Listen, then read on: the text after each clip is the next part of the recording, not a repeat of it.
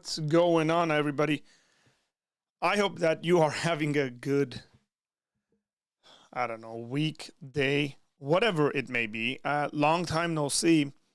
I've been pretty MIA, and I'm not sure whether I told you guys I was going to be MIA, but I have been nonetheless.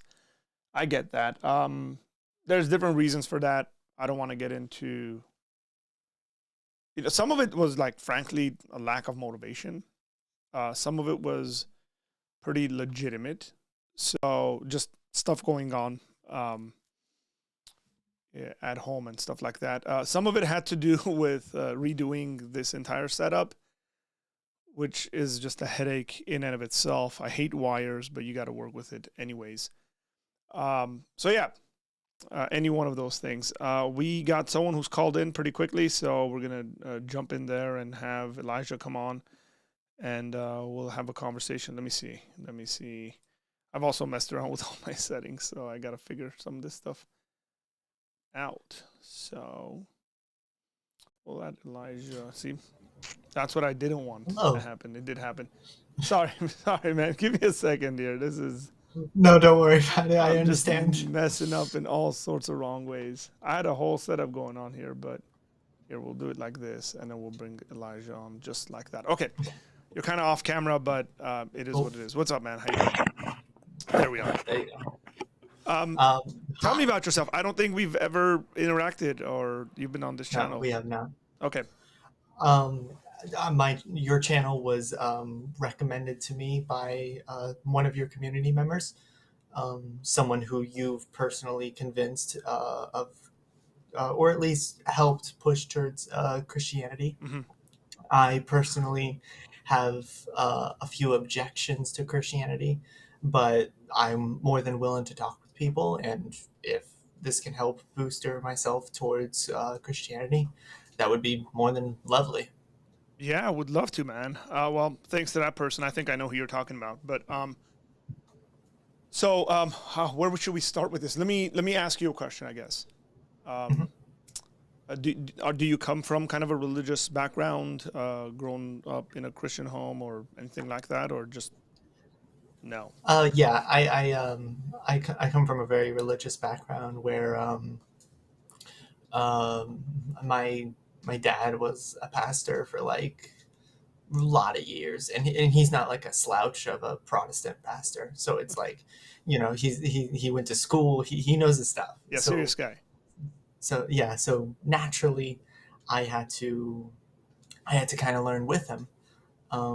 So I was very religious right before I deconverted, and I was pretty into it. I was really trying to study the word and whatnot. How old are you, by the way? If you don't mind me asking, if you don't want to answer any of these questions, you don't have to, by the way. Just no, it's perfectly okay. Because I know we're online and it's public, and I'm asking some personal questions. So I'm 19 years old, though. You're 19. And the church you grew up in with your dad, is that like denominationally connected and stuff like that, or just a non-denominational? You can kind of prescribe it to be Baptist if you really wanted to, but for the most part, it's non-denom. Okay. Okay, so I guess, do you believe in God, or you're just like atheist, agnostic kind of thing? I would call myself an agnostic atheist. So what that means, for anyone who doesn't know, what that would mean is that I don't put off the idea of God, but I do not think that God exists. I could be convinced of deism, but that's only because God is impersonal, not personal. What do you mean by personal? Let me just hear your definition, because we might mean different things when I say personal. When I say personal, what I mean is like they interact with the world and they interact with the universe that they've created. So it's kind of like if I created a game and I kept on adding things to the game and I interacted with the game. Mm-hmm. An impersonal God would be someone who kind of just makes the world and then just goes off to do nothing. Yeah, I get that. It's just the reason why I asked that. And the reason why I asked that is that generally philosophers, when we use the word personal for God, we mean something completely different. I get that, like, especially like in the church. I've had to correct a lot of people on this. Um, Especially in like evangelical churches, when we say personal, people mean like God who's interacting with you. I'm like, Mhm. no, that's just not like the theological literature on the matter and the philosophical literature on the matter. When we say personal, we're talking Mhm. about a being that has agency, that has volition, that has a Oh, will, okay. as opposed to maybe in some Eastern religions, God being kind of this transcendent force, but not necessarily a self-existent agent, personal agent. Right. That's partly why I asked. So, what you're essentially arguing for, you're saying I'm open to the possibility of deism, which is Mhm. that God created the universe and all that, and kind of just lets it run on its own, has created the mechanisms to that. Um, but that's still a theistic framework of a God, as opposed to, say, a pantheistic or panentheistic or something like that. Mhm. That's the reason why I asked. Right. Um, what would you say is, I don't want to say the main because I think that's an unfair question almost always. What do you think is some of the reasons that has been the cause of you deconverting? I'm assuming your deconversion has been like a couple of years or something like that. Sort of. It depends how you want to define deconversion, and like Sure. time is a general thing. Um, it certainly wasn't easy. I I assume that. it, it um it was I actually recently deconverted. I deconverted about like 2 months ago or so. Okay. That was the official time that I said I'm no longer a Christian, and I'll distance myself from it respectfully. Um, it's some of the reasons are some are arbitrary. Excuse me. Some are arbitrary. Some are a little bit more logical. I would like to say. Overall, I'm a pretty emotional person, so I Hmm. don't. I don't. I'm not like a math person, so I'm not like math disproves God or whatnot. So that's just not something I do. Sure. Um, but I have a 3 point system that talks about the more logical side of things. If you would like to hear that. Yeah, I'd love to. Um, the first point would be natural evil, Uh-huh. it would go in contrast to something else, but we'll go with natural evil just for now. The second point would be slavery within the Bible. I'm sure Hmm. you've gotten that multiple times. Um, and the third point would be non-reluctant non-believers. Um, and for whoever doesn't know what that is, non-reluctant non-believers are people who want to believe in God, but simply cannot because of a lack of evidence or a lack of belief. Okay. So natural evil, non-reluctant, non-believers. Um, and the second one was slavery in the Bible. Yes. So okay, so my immediate kind of gut reaction to any one of those is that none of those actually prove the non-existence of God. That is absolutely true. Yeah, um, because I mean, say Islam could be true, and then like your slavery, you have, like it Yeah, just yeah, goes yeah. out goes out the window. Like that's like specific maybe to Christianity and Judaism or something like that. So, but here's the way I want to address it. You seem like a very um, like ethical individual. Yeah. um, Generally, when people are bothered by things in the Bible like that, um, like the slavery issue, like natural evil is just for the folks that are watching. Natural evil is a conversation about like seeing suffering in nature that applies to human beings at times. So you're considering like volcanoes and hurricanes and stuff like that that impact human beings, which might not be a result of direct human moral decisions, right? Like if I like the slavery issue, you could say, well, people are naturally fallen and evil, and they go and enslave other human beings, and that's a free issue that God or a free decision God has allowed people to make, and then they use it to do all sorts of evil. That's what you mean, right? When you say natural Yeah, evil. the way that I would describe natural, you pretty much did it. Okay. But the way that I would say it is like anything that has the properties of being bad or evil, just without human intervention or human action. So give me an example of what you're thinking. Sure. So something like natural disasters would be Okay. natural evil. Yeah. Cancer or any other disease would be natural evil. It doesn't necessarily occur from like moral evil. Um, and I would actually say the ecosystem also is a form of natural evil. Okay. Why are you bothered by those things? I would say it's from a inclination of not wanting nature or people to suffer.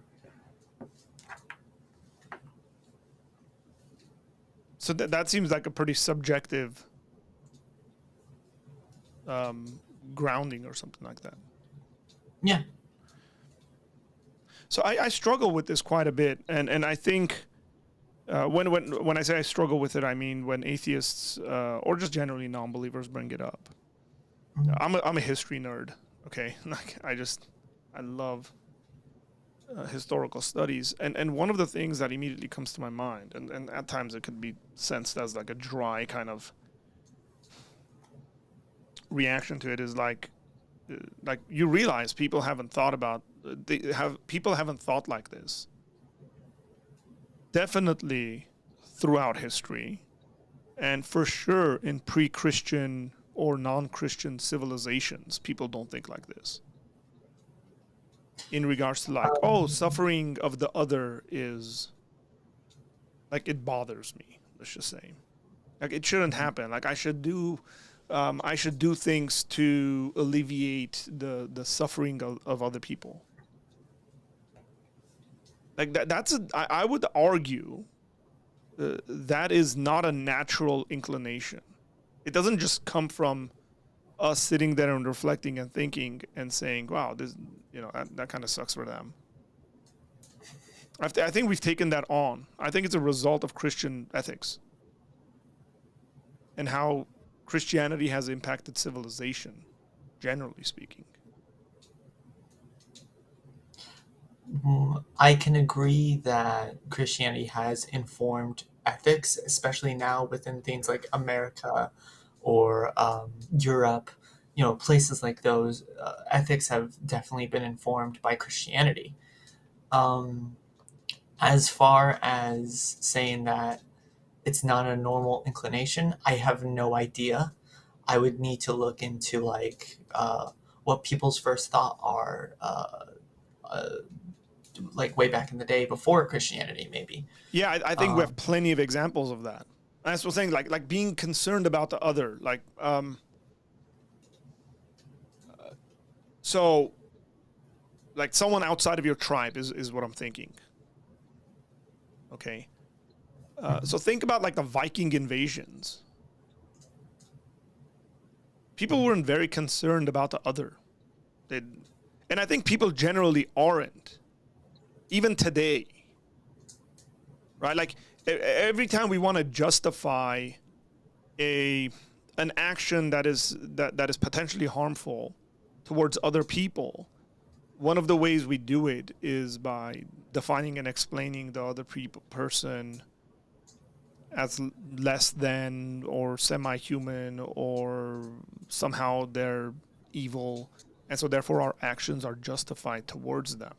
Like, we dance around these moral categories, right? I think there are periods in history where it's like, no, good, I went and stabbed him in the face and I do it again. He's weaker, so what? And that kind of a sentiment bothers us, right? Like, and my thing is always like, why does it bother us? Why are we bothered by it? Why is that such a wrong thing?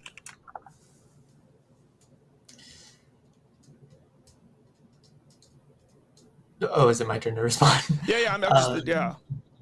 yeah, I didn't know how long you wanted to go or not. I know there's usually more to that. Why should we care for other things and other people is a little bit of a tough question for me to answer because I kind of do fall back on like deism, where it's like God just kind of makes the world as it is, and inclinations such as like morality um, does have like a set of laws that he just made, or she. It could be anything. Um, Well, when we say that God as in the masculine, by the way, we don't mean he has like Yeah, no, I genitals. know. So I know. The whole it's just usually we talk about Jesus and whatnot, and that's usually well, we did prescribed we as a do refer he. to God in the masculine, and there's reasons for that. But the Bible also has in some places refers to God in the feminine. But Yeah, it's no, a no. majority of the time the Bible refers to God in the masculine. Yeah, I mean, doesn't Jeremiah say something like a mother, God looks for his their children So or Jesus something like said that? like Jesus actually referred to himself as like a mother hen. How long I have longed to gather you under my wings like a mother hen. Hmm. But there are some Old Testament references. I don't know if there's Jeremiah. I can't like pull it up from memory. Where I don't know. God is referred to in a caring, not just caring, but in a motherly, affectionate way, specifically to his people and his children. But yeah, I just people get confused over this. Like when we say God Yeah, in the He, we don't mean God is a yeah. We man. don't we Yeah, don't yeah. mean It's like just actually he. Yeah. yeah, Um, I was just using an example of like I it get could it. be either he or she for Yeah, deism. Um, so I do kind of fall back on deism for morality. However, um, I will admit that I struggle with the morality question. It's a tough one for me. yeah. Because I think that it seems again you mentioned three things. Two of Mhm. those are moral categories. Okay, the natural evil and slavery. Yes. Right. My So slavery thing is a little bit different, but yes, for the most part. well, okay. So tell me about the slavery thing. Um, assuming, and yes, this is a little bit more geared towards Christianity rather than any other god. Mm-hmm. Um, however, I'm only interested in Christianity right Sure. now. Um, if God is an all good lawmaker, like he is said to be, or at least as Christians have prescribed him to be, um, why then does he need to prescribe or put up guidelines for slavery? Because he's not like saying you shall have slaves. Obviously, that's not what the verse is saying. Mm, The verses are more saying like, hey, if you do have slaves, this is how to treat them. Um, but if his laws don't change, and if now we say that he sees slavery as bad, then why does he need to put guidelines on slavery at all? yeah. Can I say Sure. one thing that adds to kind of your argument, actually? Matthew 19 is when he talks about divorce. Mm-hmm. And he says, I gave you these laws because your hearts were so hardened, or Sure. something to this effect. Yeah. Yeah. So, absolutely, that is something to consider.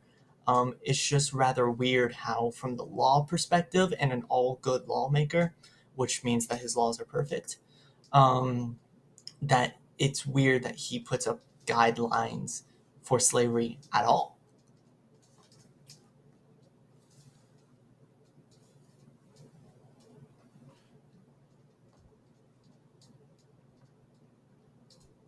Do you think there are systems in our society today, let's say American society, where um, those things are evil and wrong? They should be weeded out of our society. That there are things of it, or that the system itself is evil. Yeah, either one of them. Yeah. I think there are things in our society that should probably change Can and Can you give me an need example? correction. Um, yeah, so personally, I'm not a big fan of like the death penalty.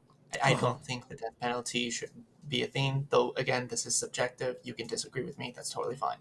Yeah. Um, I just don't think the death penalty is really a needed thing. What I think the justice system should look towards is correction rather than separation.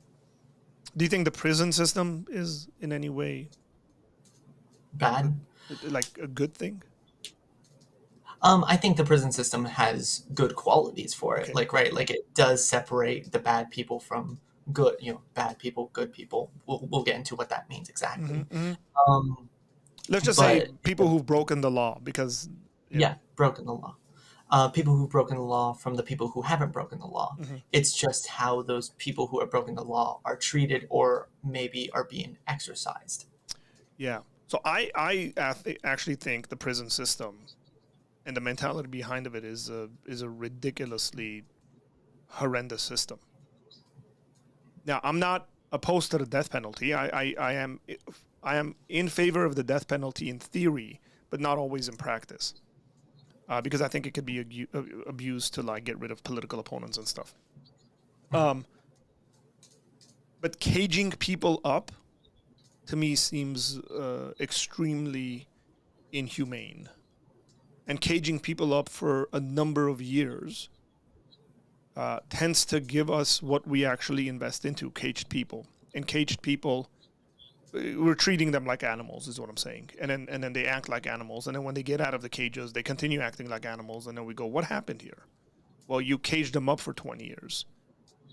And I actually think it's an equivalent to slavery in my mind. I hate the prison system. Mhm. I think it should be eradicated. Now, I don't necessarily have a foolproof solution to what there would be. I mean, I have ideas. Sure.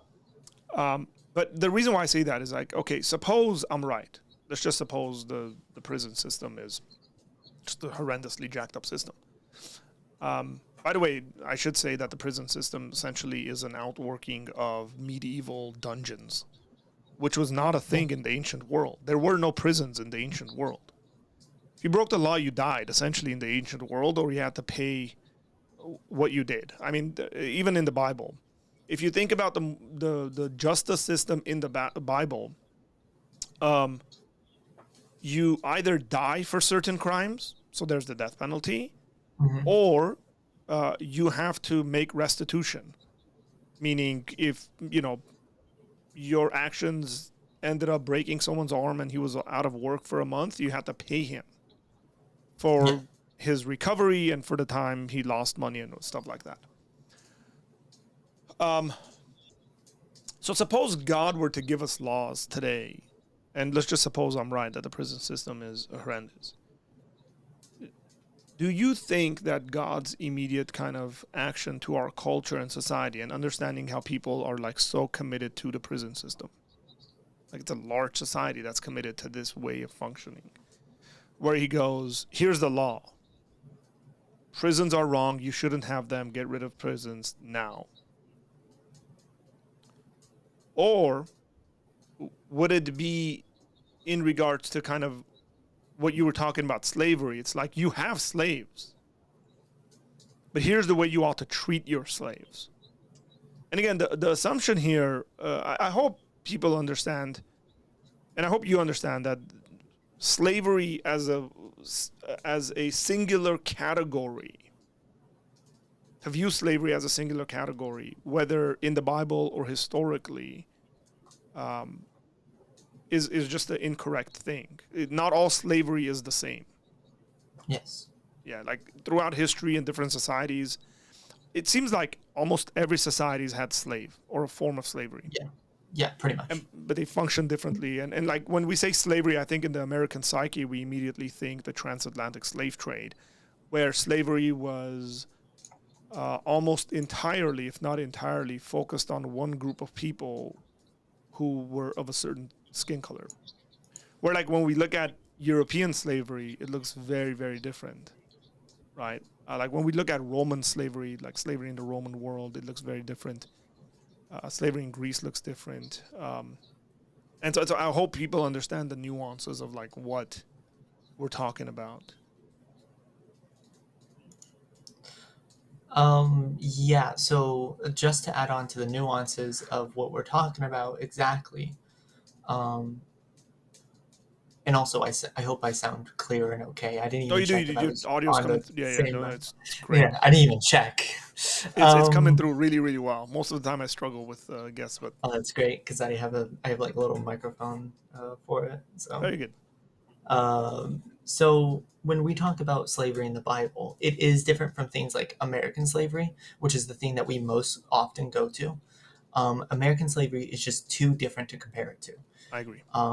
There are just things in the American system back in the day where it was just like that's crazy and it's just too different. However, the point that I'm more hidden at are places like Exodus. For anyone who hasn't read things like Exodus 21 or even Exodus 20, um, though I don't know if it's in Exodus 20. It's not an Exodus. I But don't think it's an Exodus 20. is it not in Exodus 20? No. That's the law. That's the But Ten Commandments. So yeah, it's yeah, 21. yeah, 21, which talks about things like if you kill your slave, you shall be killed as well. However, if you beat your slave, then they can recover after a day or two. And also things like Leviticus 25, 44 through 46, which says that you can take from slaves from the nations around you. Hmm. Um, and there's other verses, But is but we that don't need to go into kidnapping, like the way we think about slavery? like, would kidnap in the way that we think about So slavery? again, when we think about slavery, we think about like a group of people going into another group of people and then kidnapping them and then making them Um, slaves. um, yeah, that's usually how we think about it, but that's not the biblical one. So what's the biblical one? Always. The biblical one would seem to be more things like I hate using the term because I actually don't like it, but it would be servitude in a certain way. Yeah, The reason I don't like it is because it sounds like it's a job when your job doesn't beat you for, sure. Yeah, yeah. it doesn't, you're not getting punched in the face when you don't make a McDonald's burger, right? Let's hope not. That's not happening. Yeah, let's hope not. Um, Yeah. So but again, it my does seem thing to be is okay. servitude. So let's just talk about like the different kinds that are. So um, there's you become a slave in the ancient world, especially in biblical times. One of the ways you become a slave is that you go into debt and you can't pay back your debt, and then you essentially work to pay off your debt. Mhm. Okay, that's one way. Another way is that you're prisoner of war. So in Israel, it would be when you talk about the nations around them, I think all the time that's like essentially a result of war. And then you take prisoners of war and you make them your slaves. That's another way of doing it. Um, Another way is essentially someone being born into a household, like being born to someone who's a slave at that time. That's maybe a third category we can think about. Um, so let's go back to this thing. So if you beat your if you beat your slave and he dies, you shall die. Yes, Why? that's Why what would verse there be? 20 says. Yeah. Why would there be such a uh, Harsh punishment. yeah, I mean, for the if the slave is seen as a property and you can just beat them and then they recover and you can whatever like discipline them, why would the punishment for killing them, beating them to death, essentially, be that you die? Um, I, the reason would maybe be something along the lines of like uh, a life for a life almost, but also more than that, like that's practically murder, and murder is a far greater punishment than pretty much anything that was on there, except for blasphemy. Um, but murder was held to such a high extreme that it's like you shall be put to death at any point that you murder. Um, But Again, I think this is also, a hint. This is sort of a hint that slaves aren't seen as mere properties in the biblical world. well, maybe not mere property, but a sort of property is what I Sure. would say. Okay, I'm okay with that. So Not the okay the with, di- by the way, no, just sorry. obviously. I'm okay with your Um, explanation. Yeah. um, so just the way to explain this is like, um, an animal is technically your property, but you value it far more than like something like a deck of cards. Hmm. Right? That deck of cards is yours, but you can do with it what you would like. However, we have laws preventing you from like smacking your dog. Like that's not something you can do. Um, so in a similar way, I think that's how slaves were seen. Um, Yeah, now, but look, even in modern law, if I kill my dog, I don't know what the punishment is. I've never even looked at any one of these things, partly because I don't um, have I, animals. I think it's like 10 or 15 years of jail time or something. Okay, but it's not the death penalty, right? No, I don't And think again, so. this goes back to like the way American society is set up. Like most of the world doesn't care about animals, Yeah, partly because they're not sadly. rich enough to own animals, like in the sense of like pets. Okay, Yeah, like there's stray dogs everywhere. There's stray animals, and people beat stray animals in yeah.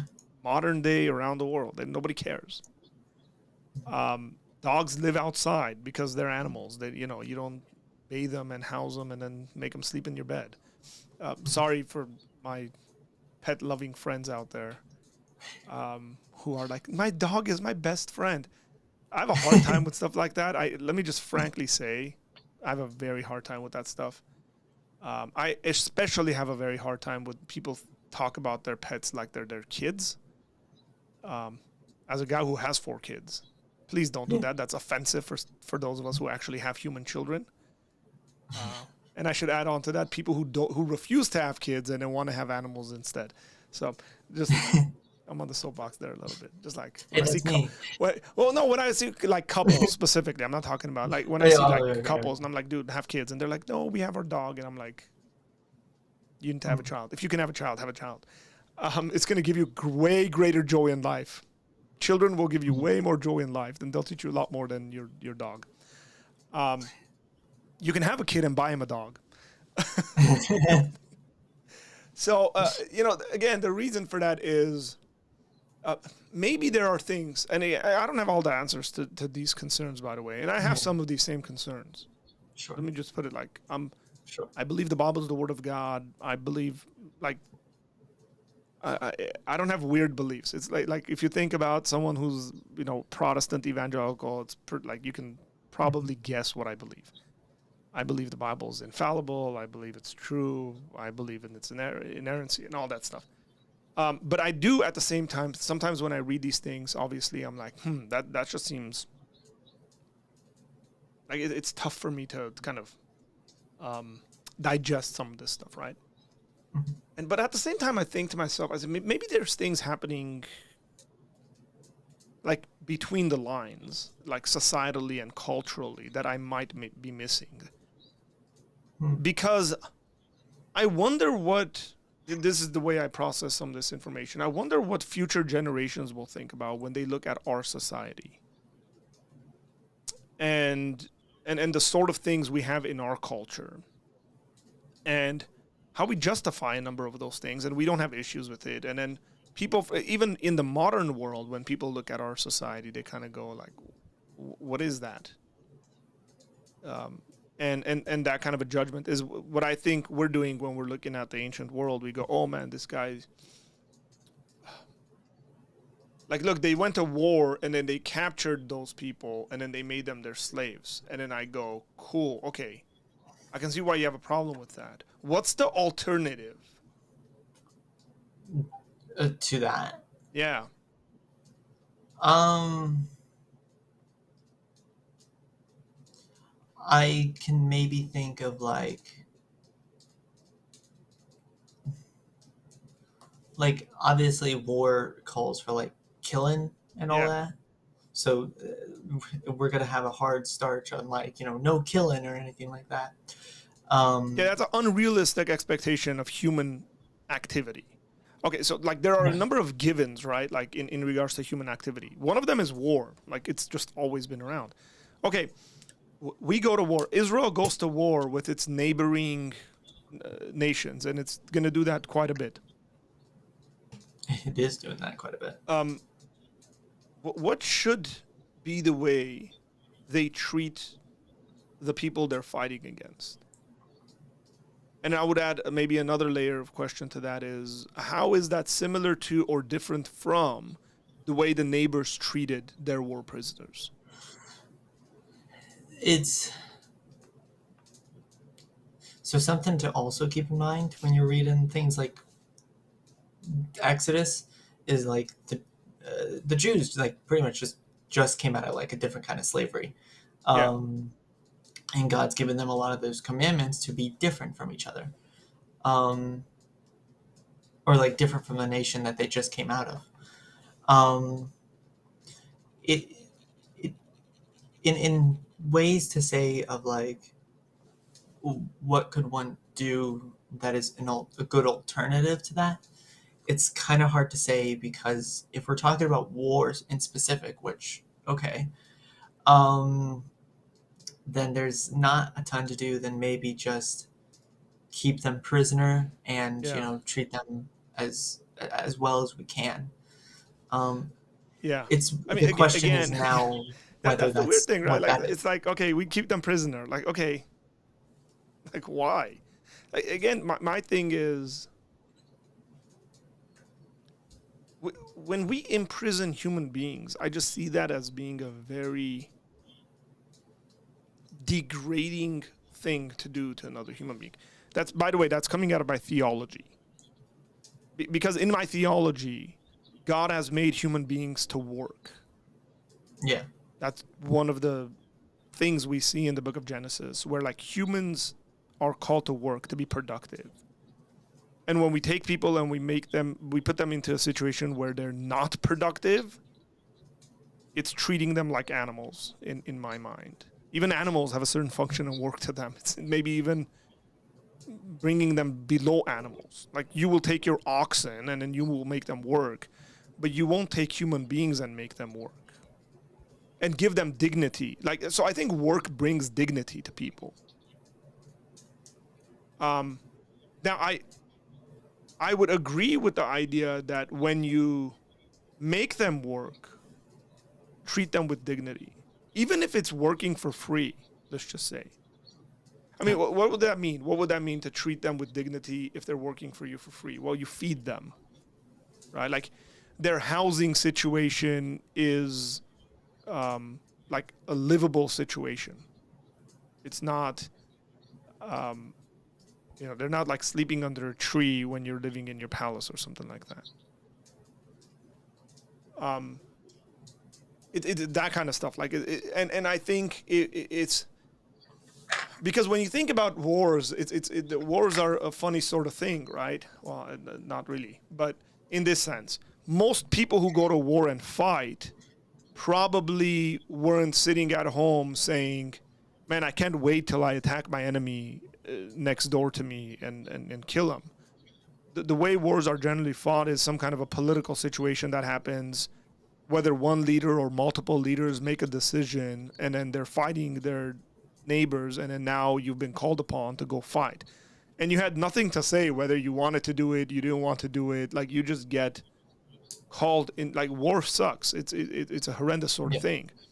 yeah, And then now you go and fight, and then now you're captured.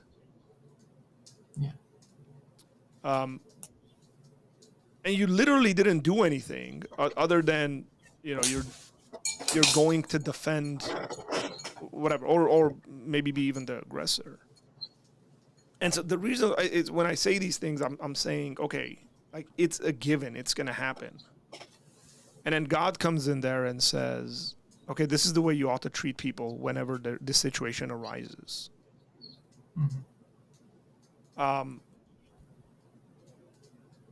I think that's a completely reasonable way of dealing with a situation that is present to you.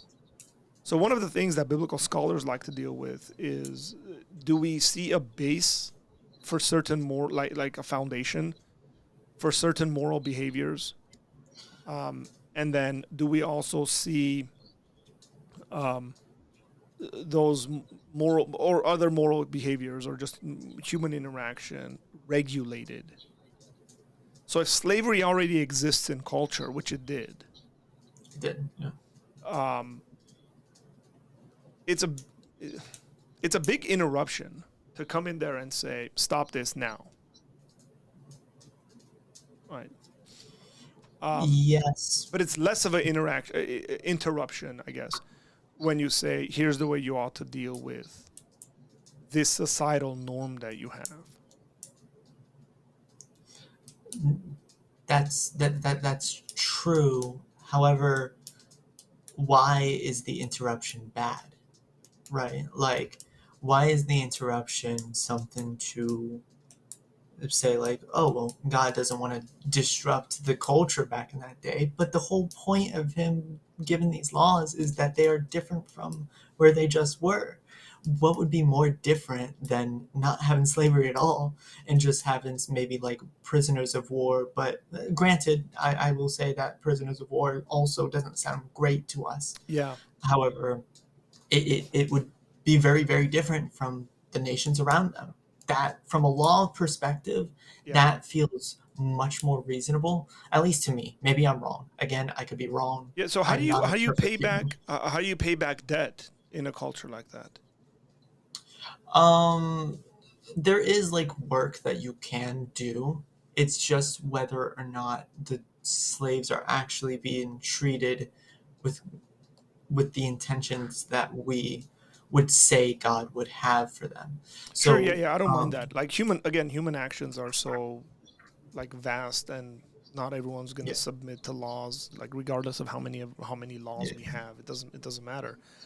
I'm saying okay, like in the modern culture, if somebody if somebody does a fraud, I actually had to change my. This is funny. Um, I got a random Twitch charge on the ministry's card like a week and a half ago. Oh, Random $20-$30 charge. And I was like, why am I getting why am I getting this charge? And right. and then I noticed there was a number of other transactions that were like being so I stopped the card and ordered a new one and all that stuff. Like in the modern culture, if somebody defrauds me from a lot of money, it's like how can I get that back in American society? Unless it's on your credit card or something like that, if it's money actually taken out of your account, you're probably not going to get it back. True. Um, and yes, you're absolutely right that like money is a little bit different at that time because you don't have credit cards. You don't like right. You can't check your bank account at that time and then be like, oh, I need payment from so and so. Yeah, because it's Um, property exchange, right? So if let's just put it this way: if I own a farm and I'm farming corn, let's just say, or wheat or whatever, and then I come to you and I go, hey, I want to borrow. The borrowing there could mean that I borrow, say, I don't know, 35 pounds of seed from you, which you can't plant anymore. And so I take it and I plant it, and then my business goes under, my farm goes under, or something like that. And then it's like, now I owe you 35 pounds of seed. And so there's two ways, I mean, you could go about that. I mean, they're not like a completely cashless society. They have compensation forms, obviously. yeah, But most of the time, it has to do with like repaying that exact thing. And you could put monetary value to that, right? Like it could be like, well, that was worth whatever, this much silver and this much gold or whatever like that. And in enslaving people, I don't see like if we take people and not in if we take people and imprison them, it's like, oh, you borrowed all this money from Arthur or Elijah, and then you couldn't pay it back, and so therefore we're gonna take you and put you in prison. Seems weird. that does seem a little odd. However, But that's the way we do it, is what I'm trying to say. Like, I want you to realize that our society is very weird as well. No. And I 100% agree Yeah. with you. I do think our society is weird. Um, Humans in general are just odd with their choices. Um, we're not always the most articulate. Yeah. Um, Okay. However, wouldn't it be far more weird for God to make these prescriptions? Like, God is given these laws. It's not like it's not like uh, Aaron when Moses goes up to the mountain and Aaron's like, "Quick, everyone, give me your gold so that we can make this golden Yeah. calf Yeah. while Moses is gone." It's not Aaron making the decisions. God's given those laws. Um, Yeah, well, I think there's an assumption maybe that you have, and maybe I'm not sharing that same assumption, in that if God said it, people would do it. Not that God said it, people will do it. More that the law itself is good, right? So the law itself has a property of being good. So if this is true, then why does he need a guideline for slavery at all when in the future we Yeah. prescribe him to say, and maybe this is a Christian mistake, but we prescribe him to say that like slavery is just not good anymore. Well, if that's true, why did he need to make that law in particular? Yeah, I don't know whether. Maybe I'm missing something though. It could No, no, just I be don't. a I me don't think thing. you are. I think there's an assumption there that you think, which is, ah, it's and it's so good because I mean, I identify as an American because I've grown up here, but like not fully, because I also don't think like like Americans are very naive, and I love that about Americans. In the sense, like, you think like the law has like an ontological property of being like good, like the law is a good, or it should be a good thing. And I think again that comes from us being Americans and actually seeing law um, be good. Like, generally, law in America works and people follow it, and it keeps our society civil and organized. Um, it's so different. Like, when I talk to my dad about this stuff, my dad was born and raised in Iran. He's Armenian, but he's from Iran. Both my parents, and he lived under the Shah in Iran, and then he was there during the Islamic Revolution in '79. Moved to Armenia under communism, saw communism fall, and lived under pretty corrupt system, as most of the former Soviet republics went through in the '90s. And then we ended up in the United States where the law works. So again, I have an For the American most part. view of law. Like, I have an American view of law, and so when I talk to my dad and I share things about law and how the things work, and he's so distrusting. He is so distrusting of anything that comes from the government. And his immediate response is like, you just can't trust it. There's something up. There's an exchange there. And I go, no, Dad, like, this, it's like, people are gonna follow this, and he's like, no, no, no, no. And like, I understand why he acts like that. I understand why he responds like that, because the law's never been good in his experience, right? Like, when we use like the shouldness, like, if God's given a law, it ought to be like in its perfect form or something like that. And this might go into an area of like the philosophy of law. Mhm. Maybe the purpose of law is law intended to give us like perfect moral actions, or is the intention of law meant to, right, regulate human behavior? I'm thinking out loud Well, here with you, by the way. I'm not trying to yeah, answer your that's fine. questions. It's just, That's fine. I think you're onto something that really helps this conversation, specifically when we think about God, and when people talk across each other and aren't really listening to each other. And maybe I'm under an assumption of law as being like that which regulates human behavior.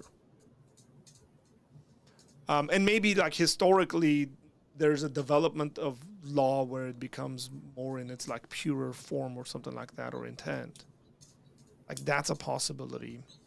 Um, It- So another thing that might help the conversation is I'm also probably making a lot of assumptions about God himself. After all, I did say that God is the one who gives the law. Sure. So if God gives the law, anything that comes from God has to automatically be good. Well, can't he just make something that's like okay? I suppose, I suppose so, Yeah. but it would be an odd quality to prescribe to him because in everything that God has done up to that point seemed to be good, right? The creation, he looked at it all, he said it was good. Hmm. He sacrificed an animal for the clothing of Adam and Eve. That was seen as not ideal, maybe, but it was seen as probably a good thing for them. They enjoyed the clothing. God took down the Tower of Babel through confusing their languages. This seemed like a good thing for Sure. God. And then everything up to this point, through the 400 years of slavery on the Jews, down to when God gives Moses the Ten Commandments. Everything seemed to be good up to this point. So why would I assume that he's just all of a sudden making like a okay law? Which I know that's not what you said, but sometimes that's what people can get to. Yeah, yeah. Again, Um, so I mean, look, being slaves in Egypt was probably not a very pleasant experience for the Israelites. Probably not. So I wouldn't say it's necessarily like good in that sense. And again, the reasoning God gives is like, so the sin of the Canaanite people would be full, and then like it's Yeah. time for judgment for them. Um, I guess maybe I have a more like I think God interacts with human beings in a more raw sense, Okay. right? Um, give you a practical kind of missionary story. I'm sure you've heard like growing up in the church and stuff, but suppose I'm a missionary and I go into a certain village and then they have polygamy as a practice, and then the chief who has 5 wives becomes a Christian. What do I do? Right. So like as a Christian, and I gotta tell the chief, hey man, that there's a Christian ethic on the way you treat these women who I know are your wives, but guess what? You can't sleep with them anymore. Or at least not all of them. Yeah. Um, and so I gotta come up with a situation in which say this is manageable. It's caring for the women. At the same time, it doesn't break, say, Christian ethic and behavior and morality. So I might come up with some situation like this. Hey, which one is the first woman you married? Right. Because I wouldn't think, and I would think maybe it's ethically questionable if I was like, pick one of them to be your wife. And then he's like, well, yeah, I'm going to pick the youngest one because she's the best looking and all that stuff, right? Like, I would say there's something wrong there in regards to being disrespectful and dishonoring to the other women in that situation. So I might say something like, I'm pretty sure I would, hey, who's the first woman you married? Or it's this one. Okay, she's your wife. She's the first person you made a covenant to. She's your wife. So what do we do with the next 4 women? Should we just put them outside? And suppose like it's a village where nobody's going to marry them. They need male assistants to exist. I mean, plenty of societies are like this. Um, and my solution to something like this would be, okay, those women could continue to be a part of your household, but you can't sleep with them. You can't treat them in any way as your wife, which means a bunch of stuff. Like you have a certain kind of authority over your wife, let's just say. Like I have a certain kind of authority over my wife that you don't. Like if I say something to my wife, and I expect it to be done, let's just say. And then you go and say the same thing to my wife. My wife will tell you like, "Who are you? Where'd you come from?" Right? Like you're not a part of this situation.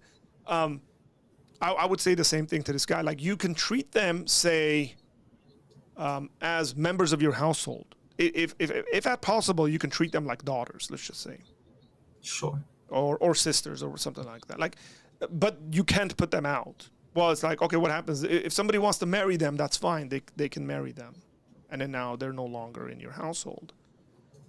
So that's like a management sort of thing where you go into a situation where the situation is complex, and then you got to deal with it.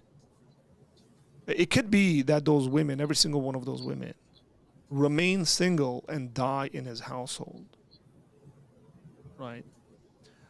Um,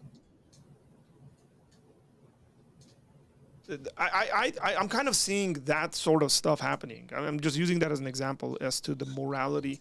Not even, it's not the morality even, because these aren't moral laws that are given. Yeah. These are social laws that are given in Israel. Yeah. As to how to manage the situations they find themselves in.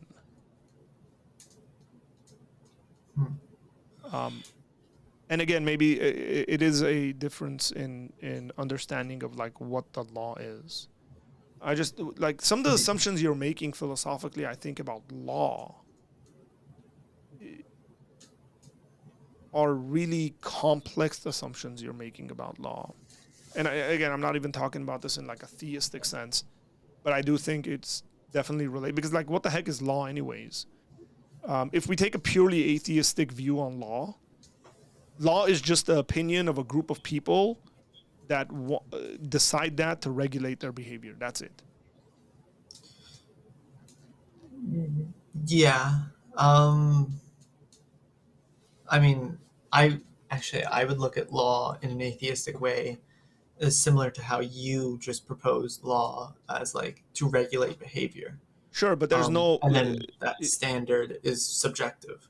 Okay, yeah. Again, my question goes back to like if that's your view from an atheistic perspective on law, Sorry. it shouldn't bother us when societies use it in a certain sense, especially when the conversation's over like a made-up deity. But we are bothered by it. And again, I get your critique of Christianity could be internal. It's like you guys say Christianity says God is this way and that way. And so it looks contradictory within it. Like I get that criticism. And my response would be, I think there's different categories of how God interacts with people in the Bible. In the absolute kind of moral sense, in regards to like a foundational morality God puts forth.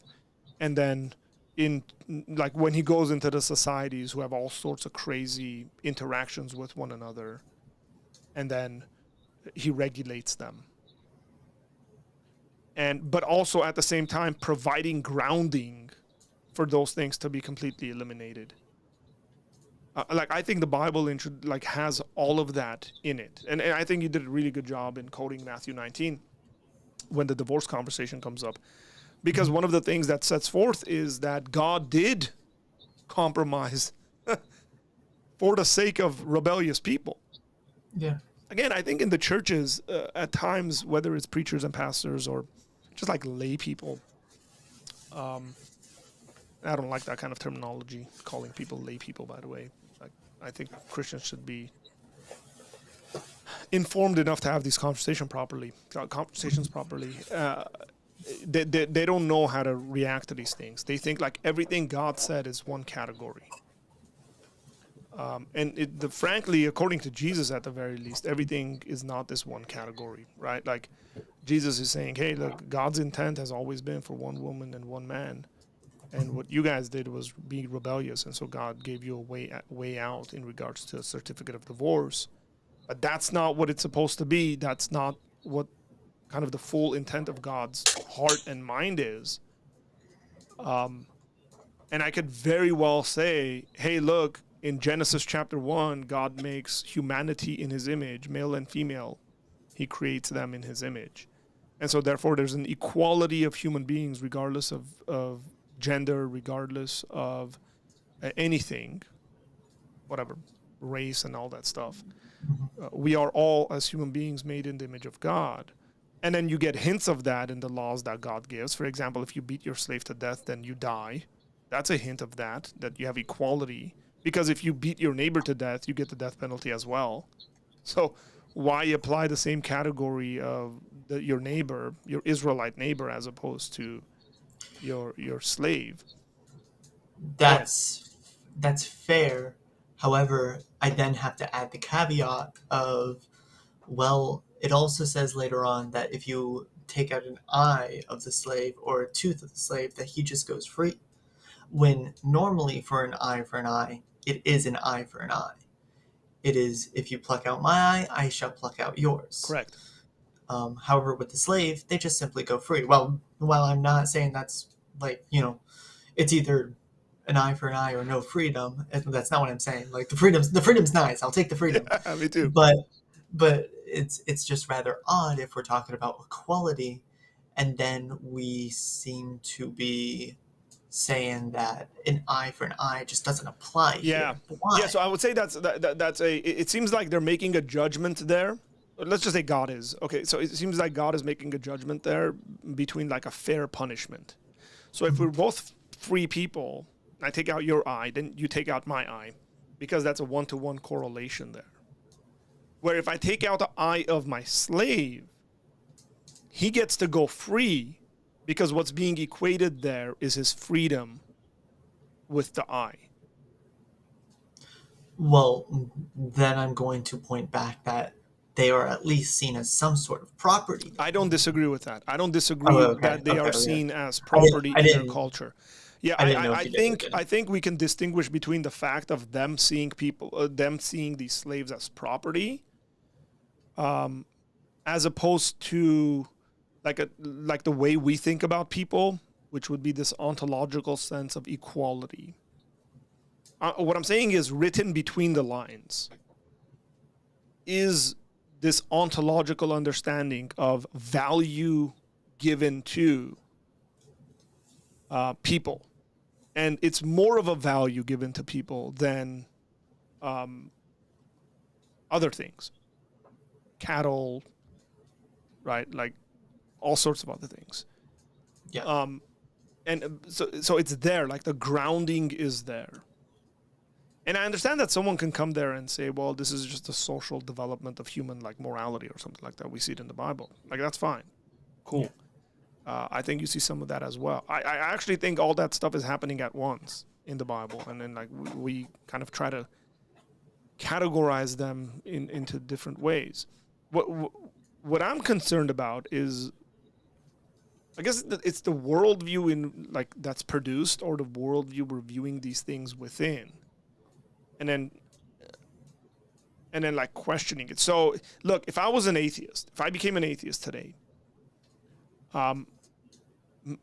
my moral framework would be almost completely utilitarian.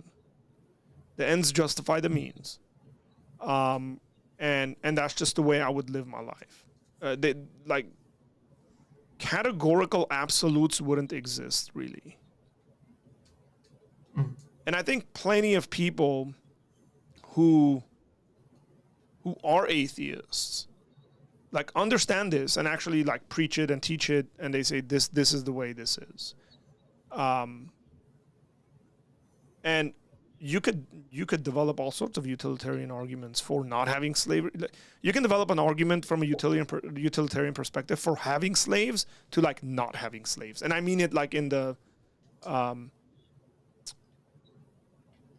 in like the American sense. Like I've heard people develop arguments against slavery from a utilitarian perspective, not saying, oh, they freed the slaves because it was wrong to do, but they freed the slaves because the population of the slaves was getting too big. And that was the driving motivation. Like it had nothing to do with morality. It had nothing to do with right and wrong. But it was like a population growth kind of conversation, which I think the historical kind of reasoning behind that is kind of shady, because people are talking about value and human life and all that stuff.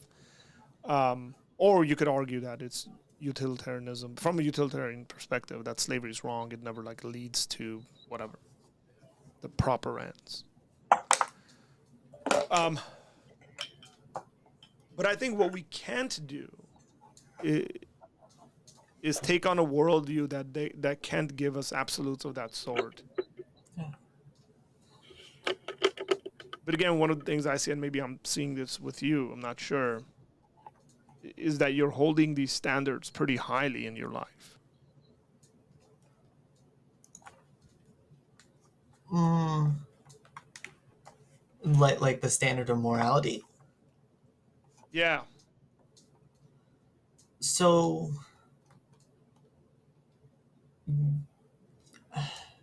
yeah, but that's I'm going to tell you that that's only because I just came out of Christianity, and sure. my only moral framework right now is what I've That's fair. known through Christianity.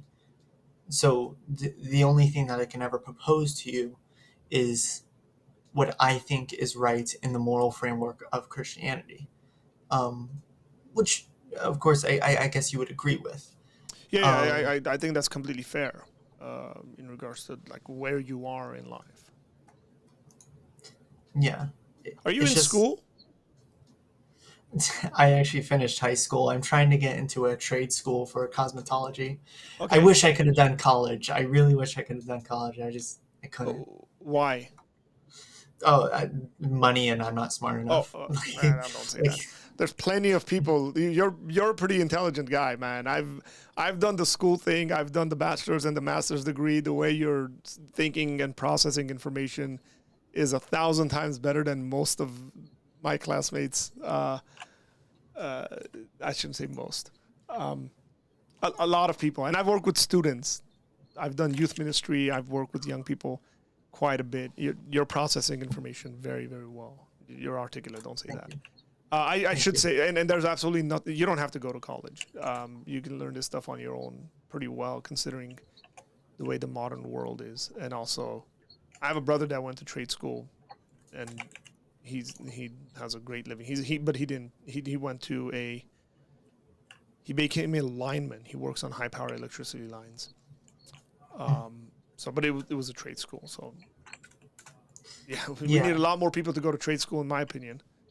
We need electricians yeah, and plumbers, and they make a great living. So yeah. Right now, electricians and AC unit people are yes, apparently the gold mine right now. yeah, welders. I have friends that are in welding, and they're saying like the average age of a welder is like in their mid 60s, and they Yeah, need but that's young it. people to go into welding, and you can make a lot of really good money. And people need to realize like there's welding technologies developed. There's like laser welding and fusion welding. It's Yeah, not just like you know the old it's school not stuff. just like handwork. Yeah, Yeah, we have some of that, but yeah, and they're complaining. They're like, dude, we wish more people like if someone's gonna go to school and get a degree in something random, go get a trade degree. So yeah, um, yeah, I would. I guess I'm trying to kind of summarize our talk in my mind.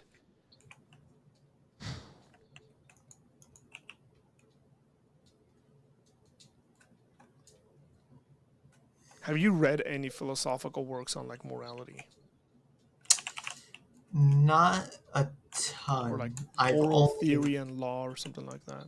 I've only read like introductory things into like philosophy, Okay, so I haven't like read anything astounding. yeah. So I would recommend you read a classic work called The Nicomachean Ethics um, by Aristotle. And so, because he deals with, and again, Aristotle's conclusions aren't like absolute morals and stuff like that. That's partly why I want to recommend that book. And it's a great read. Like, get a decent translation. Actually lean over. I think I have a. Let me tell you the translation, because sometimes when you get translations of ancient philosophical Yeah, works, they're very it's a little much like lost. certain translations of the Bible. Some of them are a lot more difficult than others, and the readability is not as Yeah, joyous. So let me give me a second. I found that is true with things like the Konjoki, which is a Shinto Mm. scripture. That translating that, that into English would be tough. Yeah, that one's a rough one.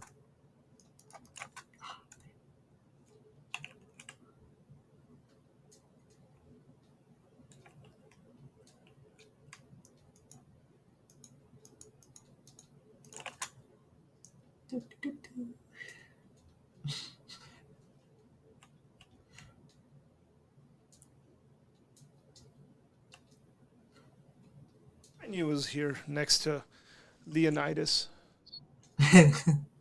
That's Oh, Leonidas, really? folks. My brother brought that actually from Greece. It's a giant statue of Leonidas, Wow. and I put it there because there's a deduction book. It's a symbolic logic book on this side, and there's a metaphysics book on that side. And Leonidas is protecting metaphysics from symbolic logic. That's awesome. So this one is the second edition. So that's what the cover is. Terence Irwin is the person who translated it.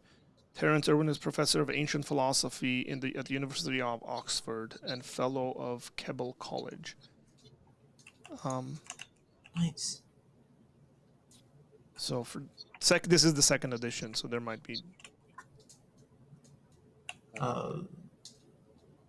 Yeah, definitely. I'll look into it.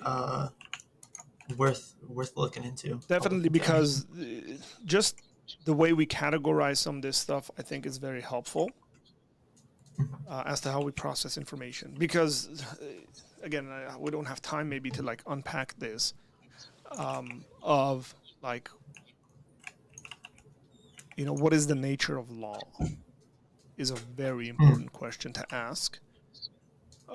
If we're just generally even going to criticize other cultures, like forget the biblical conversation, right? Like if I look at, let's just say if I look at Viking law, and one of the laws was, actually today I was listening to something, this was interesting. So I think in the Code of Hammurabi, if your wife divorces you and goes and marries another man, you can go and like take her back and say, this is my wife. Like legally you could have done that. Where the biblical precedent that's set forth is different than that, right? Like the certificate of divorce means she's no longer your wife. You no longer have a right to her. The one that Jesus quotes about Moses in Matthew 19. Like that would be a distinction. So again, the nature of law, like how binding is law. The fact that we think about law in a more transcendental kind of sense, or transcend. Yeah, I think transcendental sense. It being this weird category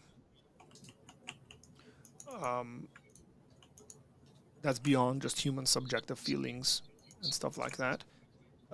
Maybe it has roots in Aristotle. Doesn't seem to view it like that, but might have roots in Plato. And then maybe we apply some of those things onto the biblical text. Rightly so, I think.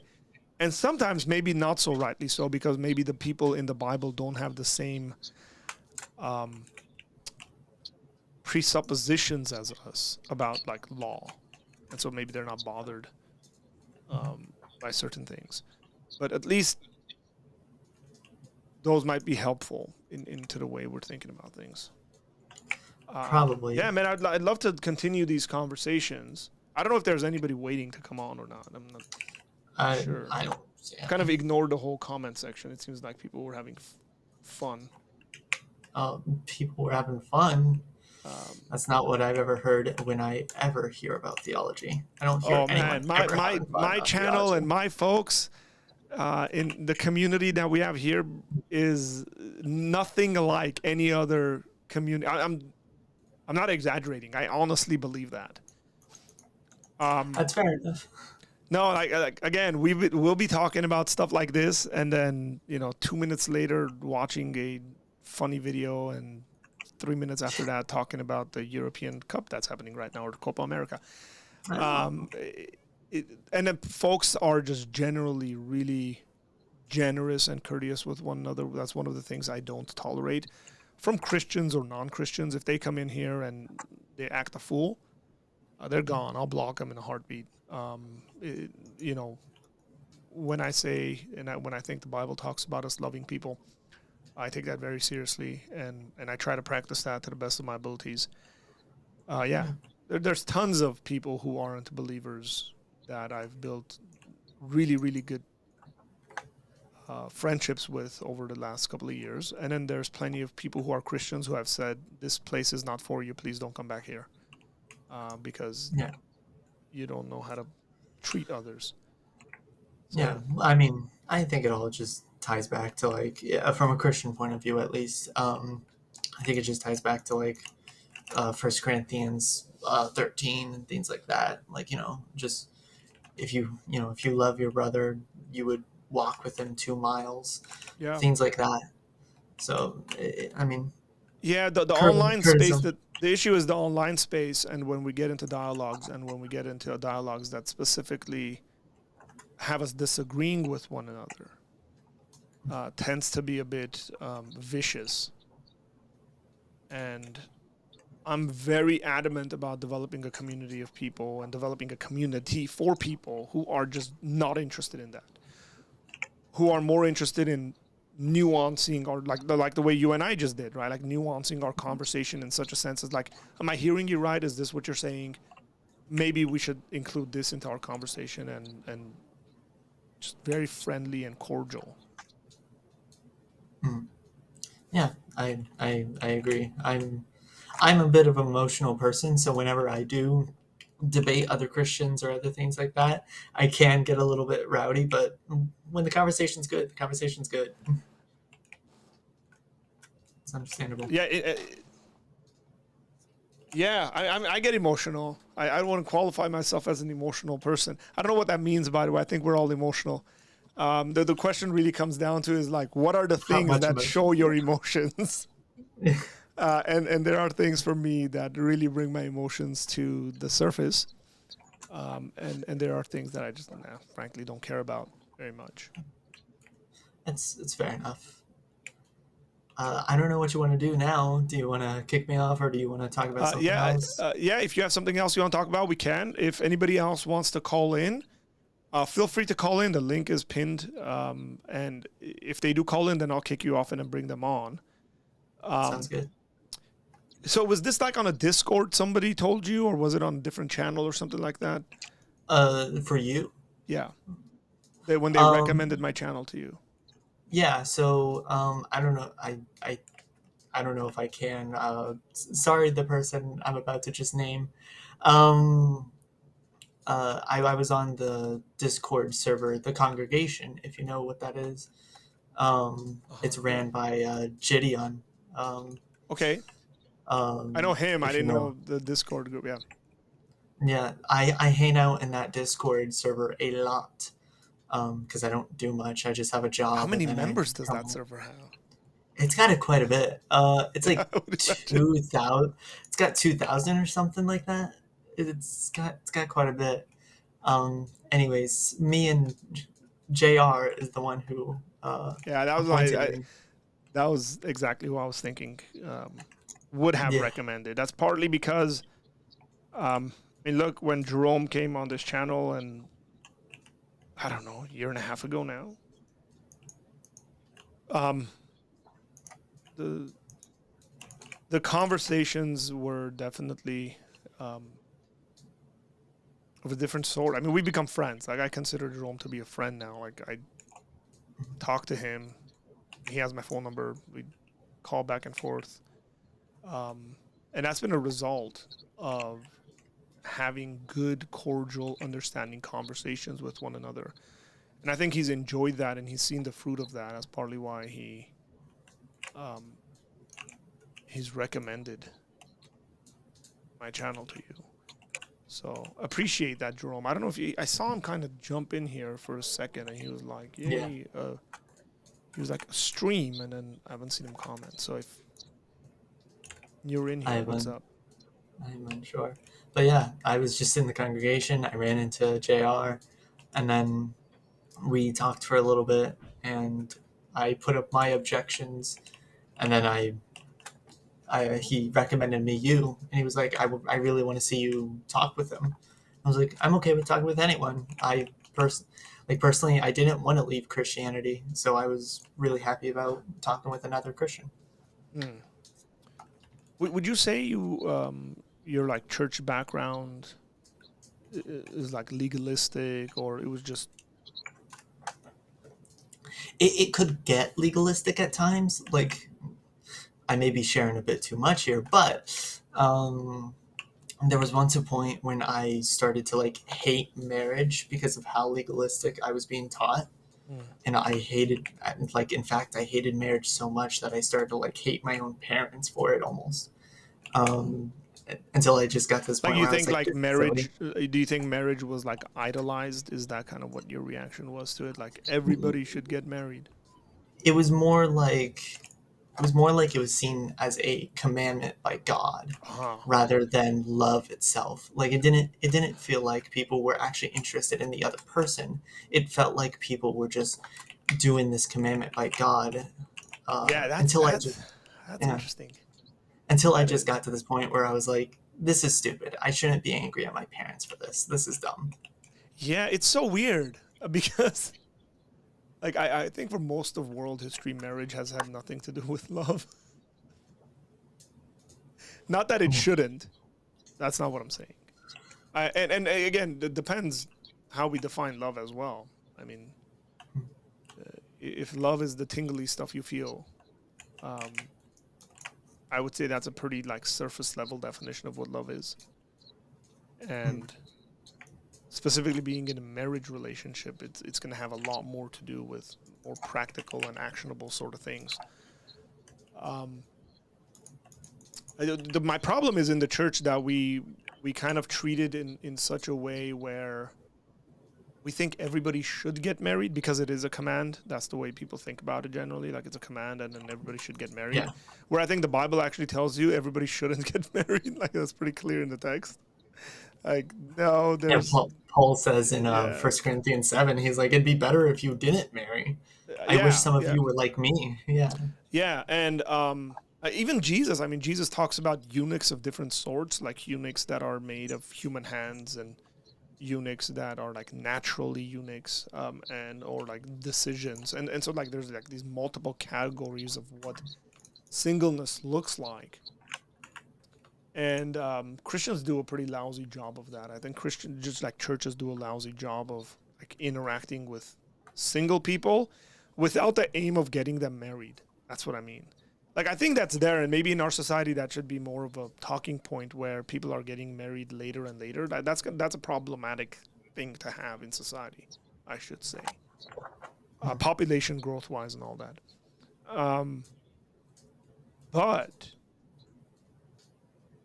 man, I had a friend who brought this up, and he was in a church where there was a large portion of the congregation that were single, but they were old single people. Like their spouses had died.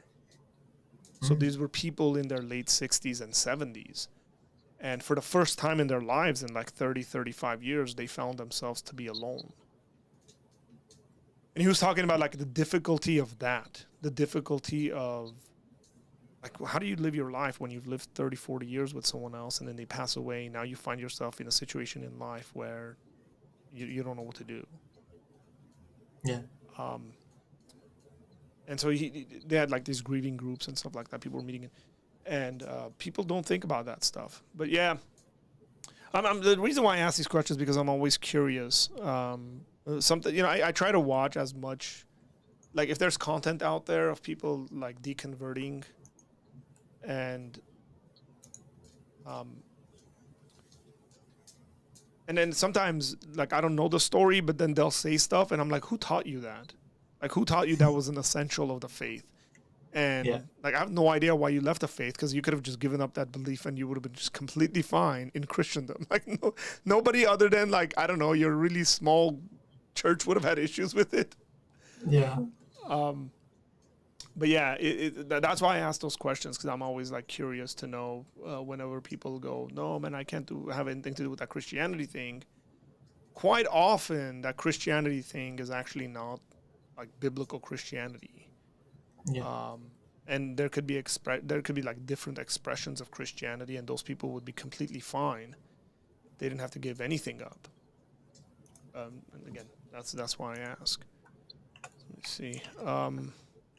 That's fair enough. New Testament theologist Nick Quint, the very Reverend Nick Quint, says, I might call in and ask if the giant spaghetti monster is red sauce or white sauce. Red. It's red. The pictures I've seen, I've always seen red. And I don't know whether the pictures are a correct depiction of the spaghetti Of the monster. spaghetti monster. But I suppose they can't be.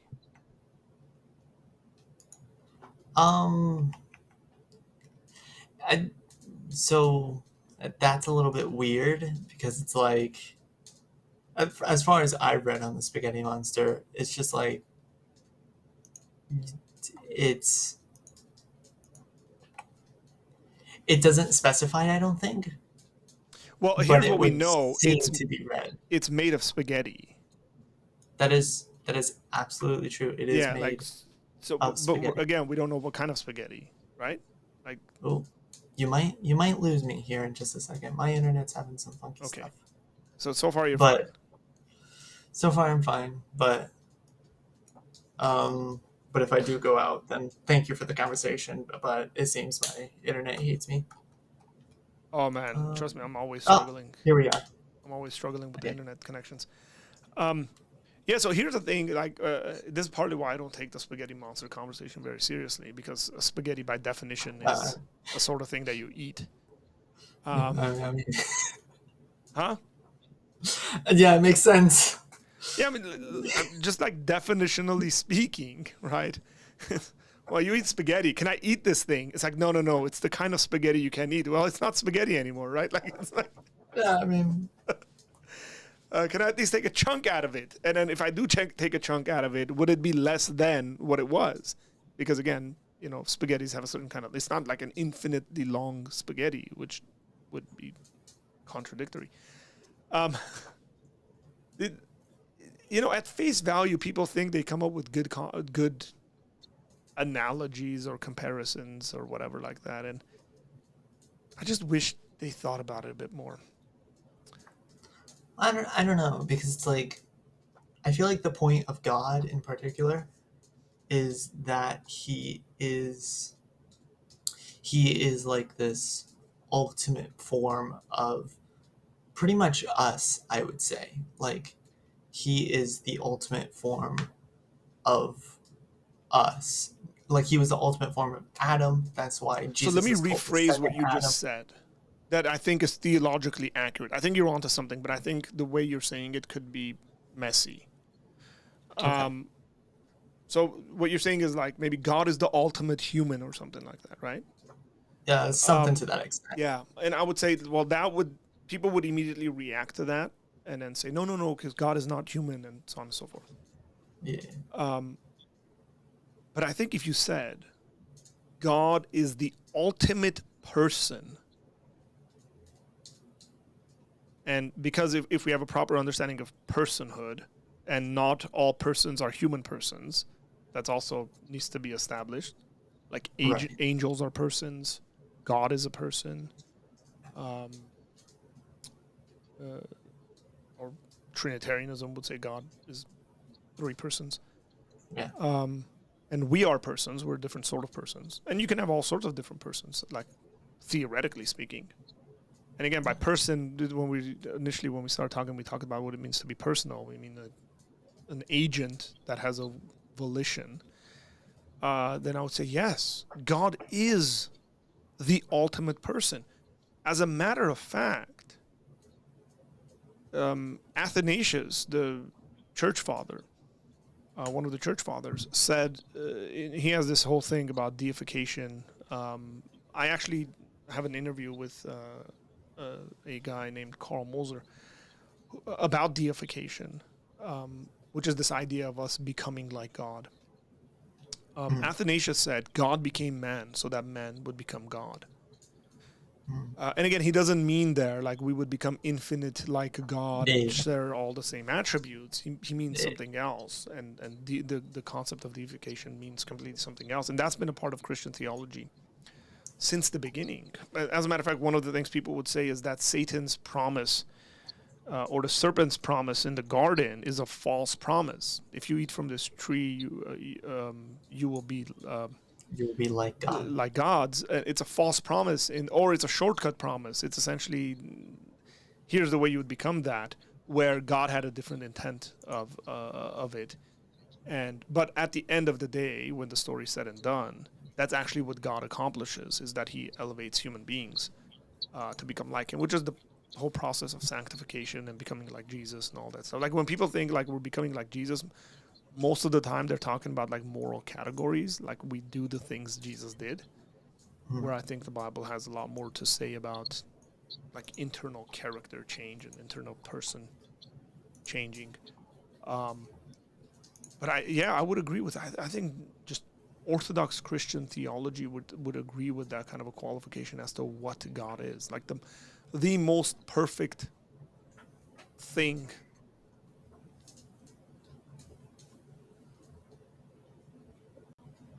That's a good point. And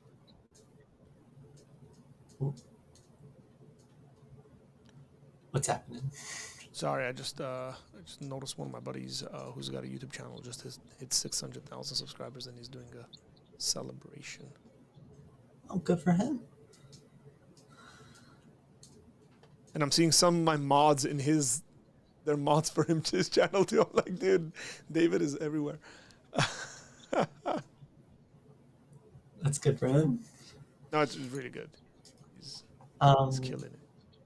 Yeah, I would have perceived God as though you have sort of a problem there-ish, because then does that mean that everything has an ultimate form? If persons have an ultimate form? Yeah, I mean, Plato thought so. Yeah, Plato and Diogenes, I believe, talked about this, right? Yeah. Yeah, I mean, it's a part of. I don't read much of philosophy, but No, I do I hear mean, things every Greek now and again. philosophical thought is a development of sorts of things. So, like, did Plato think that, or was it really Socrates, and then Plato developed on the idea? It's very hard to draw those lines, but definitely Plato did. Like, we know for sure Plato thought that the Logos is the perfection of all things. Sapirad said, "Can you share the channel, Arthur?" It's Ruslan's channel. You guys know Ruslan if you've been on my channel for some time. I'll just post a link here. I've been on the channel multiple times. He's been on my channel, so yeah. So would everything have a perfect? Would everything have a perfect form? Yeah, I mean, I'm not very sure whether I believe that to be the case. But definitely that is a question. I mean, that's a pretty decent deduction. Like, if human beings have this perfection. And I don't see... So there's people who are Christians who are Platonists. And I think they would probably argue all of that stuff always boils down to the mind of God. Anywho's, like, its perfection is within there.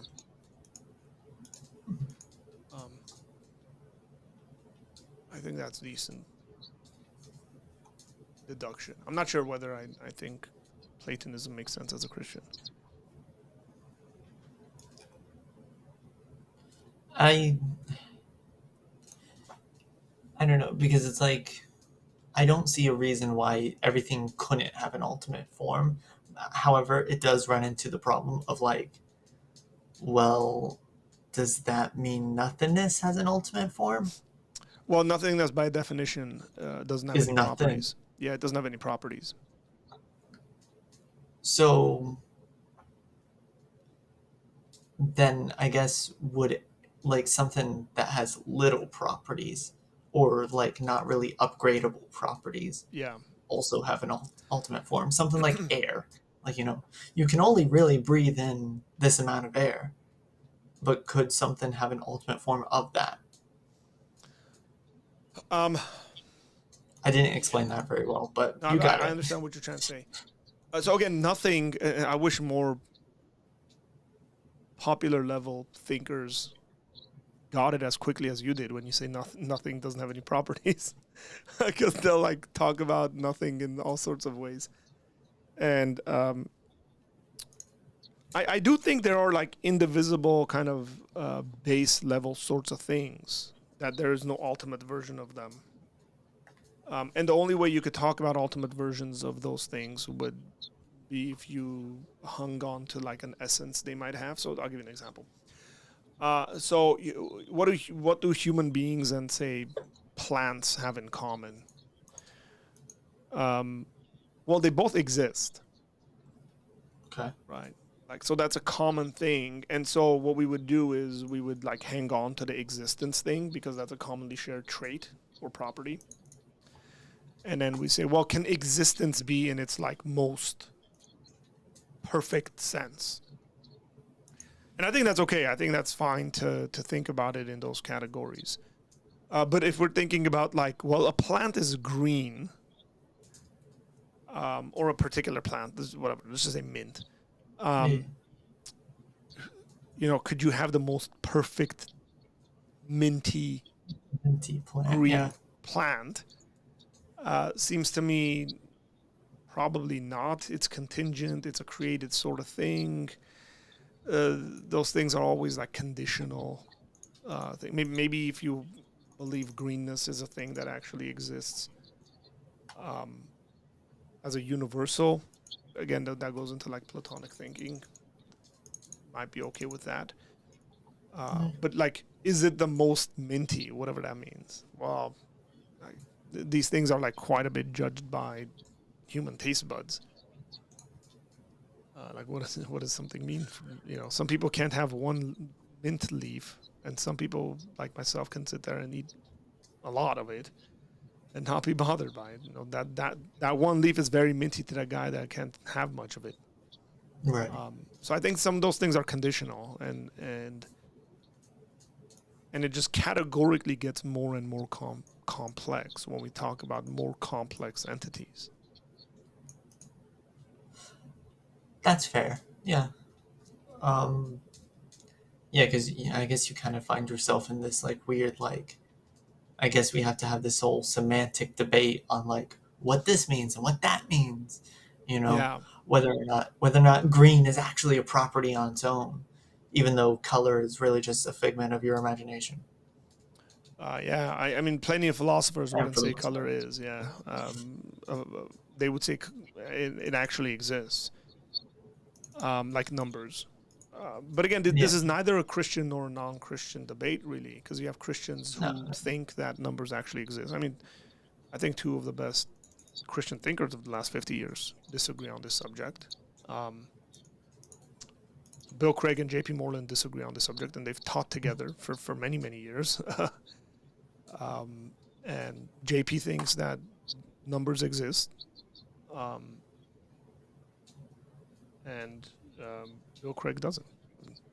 He doesn't Yeah. think that, and that's okay because they're coming at it from like more of a Platonic versus non-Platonic. So this just boils down to like basic philosophy and where people stand on that. This is partly one of the reasons why I think Christianity as a worldview is so appealing, and people should think about it a bit more, is that it allows for diverse ideas on matters like this, where I think other worldviews maybe don't allow for it or don't have room for it.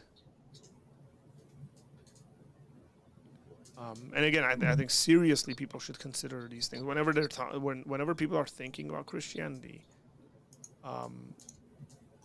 They're not thinking about them from these perspectives. Yeah.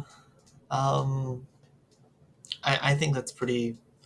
It's a pretty good representation of Christianity. Honestly, is like, you can have all these little ideas that don't necessarily mean that they're salvific or that they are contingent on your salvation. Yeah. Um, you know, Paul says whether you some say that I follow Paul, some say I follow Barnabas. I believe that's who he references. Apollos, but he might have Apollos. Barnabas in there. But yeah, I, I tend to forget that verse. Um, but Paul says that, and he's like, as long as you're following Christ, like we really don't care who you follow.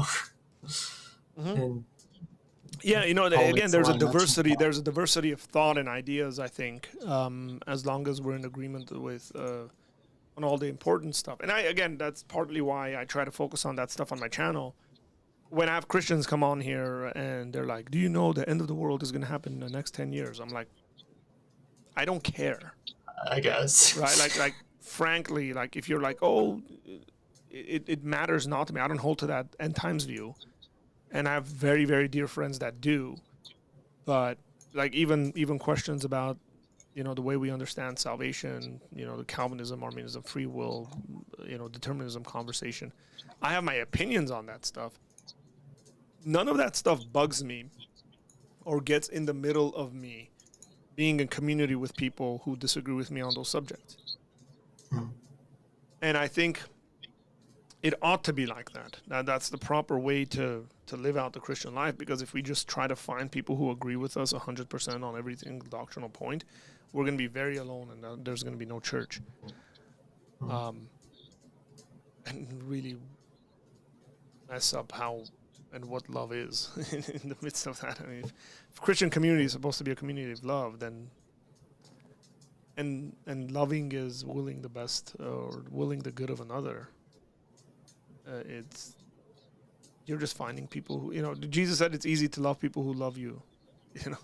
It's do the hard stuff is what I would say. Yeah. It's fair enough. You're not, if you're not focusing on particularly what Jesus was getting to, and that's like loving your enemies and loving someone who doesn't love you back. Correct. If you're not trying to do that, are you really trying at all? Yeah, well, you missed the point, right? You've missed the point. And again, this is why I try to develop a community where that's on display. Like the way I talk to you and the way I talk to you today is the way I talk to people, generally speaking. And my hope is, I don't know if you've heard this term, it's better caught than taught.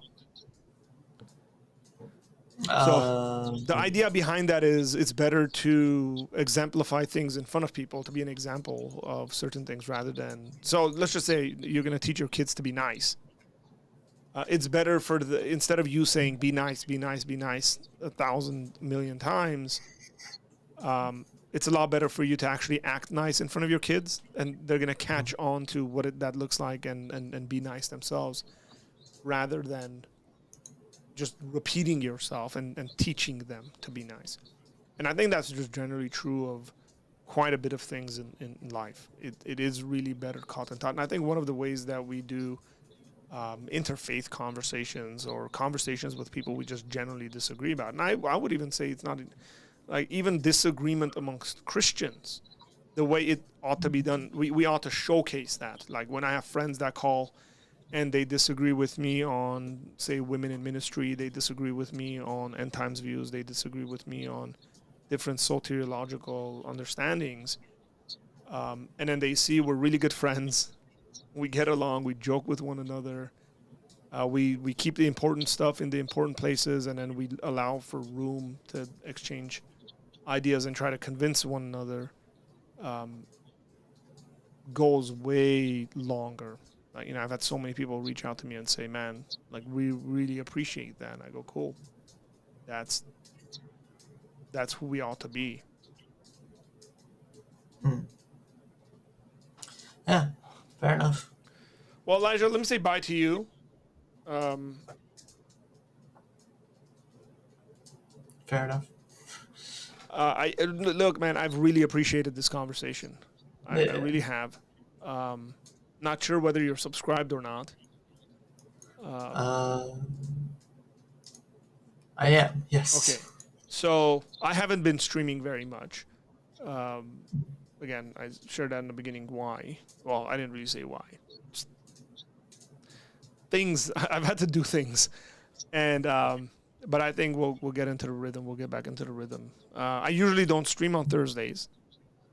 I was streaming every day, and then I decided Thursdays I'm going to take off, and then Fridays I do like a Q&A thing for people, and then Mondays I do I'm teaching through a series on different genres of the Bible and how to interpret them.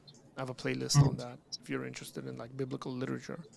Actually, we did one on law and covenant specifically, and mm. they're not comprehensive. They're not meant to be comprehensive, but they're meant to be introductions for people to understand. You read different genres of the Bible differently, and here are some tips and hints on how to recognize those and interpret those. Mm. But I hope that in the future you will call back in and we'll continue these conversations. I have a Discord as well if you want to join that. I am in it actually. I Okay. said hi to your people once. Yeah. It's not very active, but it No, goes it's through okay. phases. It goes through phases. Sometimes it's like really active, and then sometimes it's just Oh, it's okay. Someone said hi to me. That's all that matters. that's good. At least someone did. Yeah. I tried not to get involved in the Discord stuff too much, but if you directly have something you want to say to me, just tag me. I'll pay attention to it, or like you can private message me on Discord as well. Fair enough. Yeah, I'll keep that in mind. Thank you for the conversation. Hey, I'll thank you. try to call back some other time and we can continue my 3 points. Definitely, yeah, yeah. Well, thank you very much. See you. See ya. I want to see if I can fix this thing that I messed up.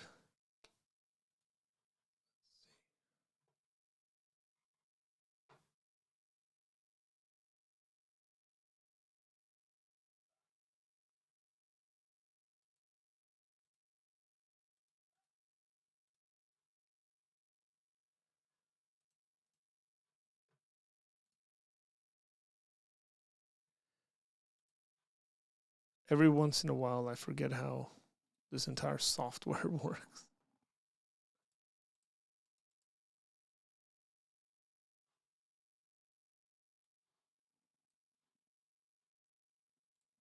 That's a movie and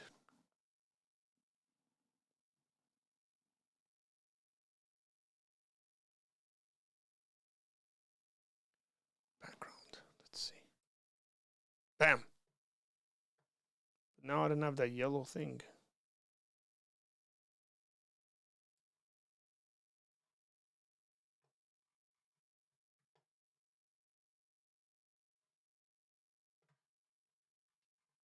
It's okay, Jerome. We were talking about you.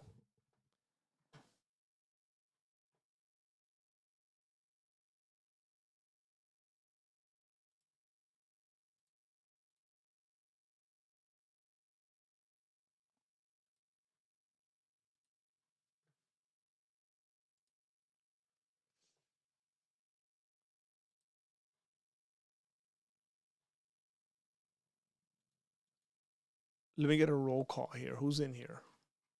Jerome's in here.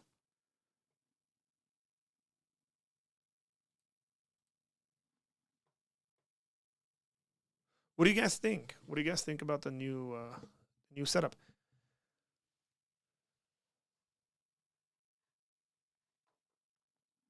There's more room all around me, but I also yesterday and the day before I got a new monitor because one of my monitors melted off.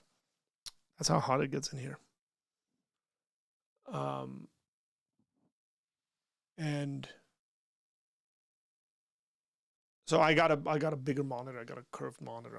Man, let me just tell you, you can find some really really awesome stuff on Amazon Marketplace.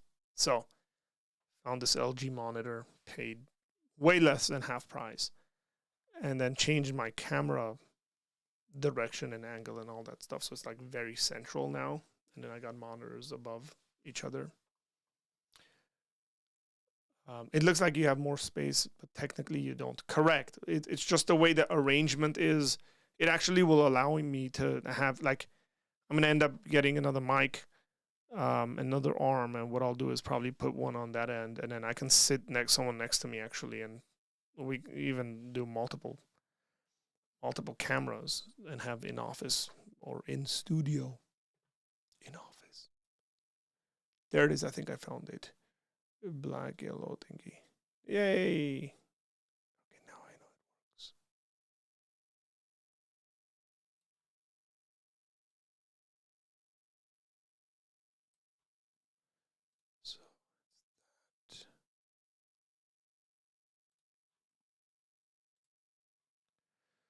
So what happened here when I went to guests?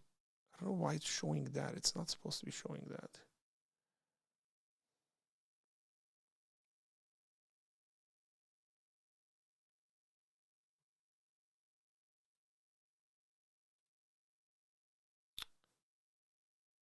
Primary.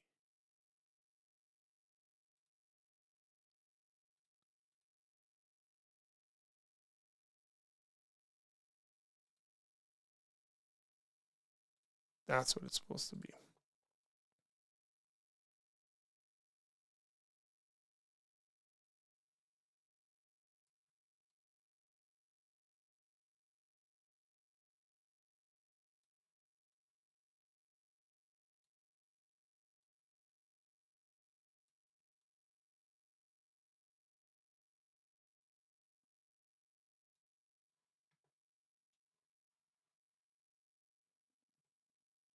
I'm just testing stuff.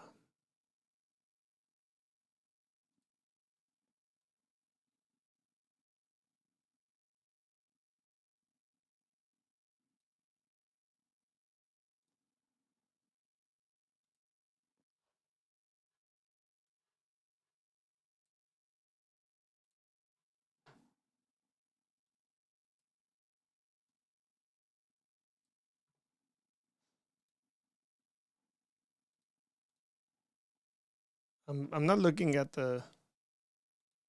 I will in a second.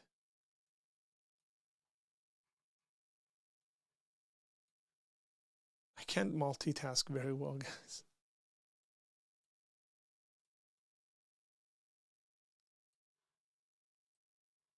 There we are. Okay. Fixed it. Oh, I didn't.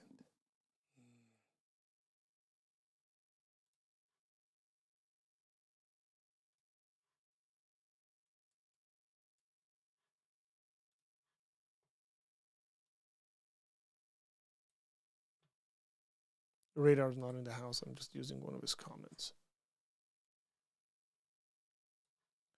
There we are. Okay.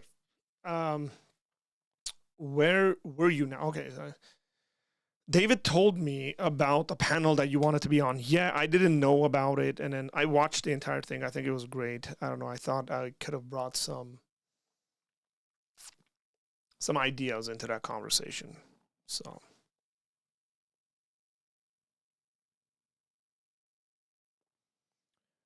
so we spoke about his like three main objections, but mostly we spoke about morality and moral categories and stuff like that.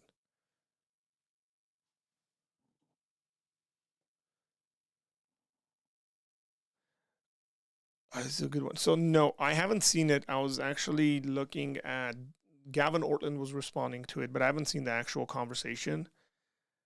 Um, okay, there you go. You saw Ortland's video too. Yeah, I have to probably sit down and watch the entire thing. It's like Dawkins is being Dawkins. It seems like. I mean, that's a truism. Obviously, he's not going to be anyone else. But I don't know how you just like completely dismiss intelligent people you know by saying stuff like, "I can't, you can't believe that," and it's like, well, no, you can. Like if you actually change some presuppositions and think about some of those things properly, you can definitely believe a great deal of things.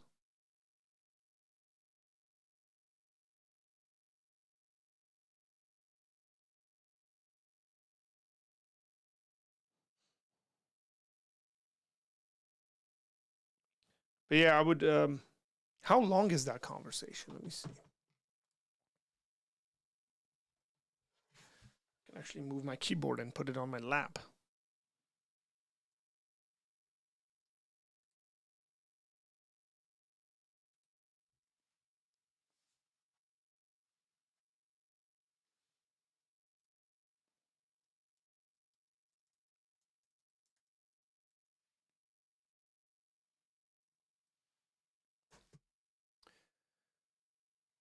She's being very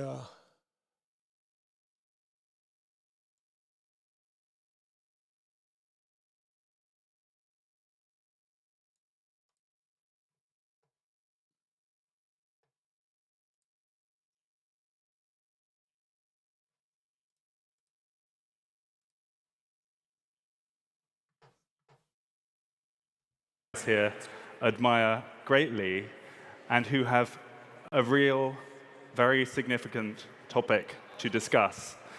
It's hard to think of a more significant one, in fact.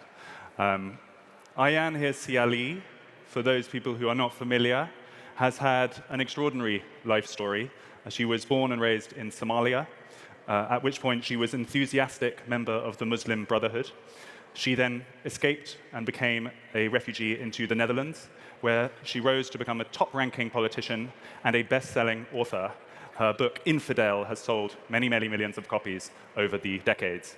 And during that time and in the years since, she became synonymous with the new atheism movement. She renounced her Islamic past. And if you actually look up new atheism, there are the four horsemen, as they are known, and then straight after that is Ayaan Hirsi Ali. So she has been absolutely integral to that movement.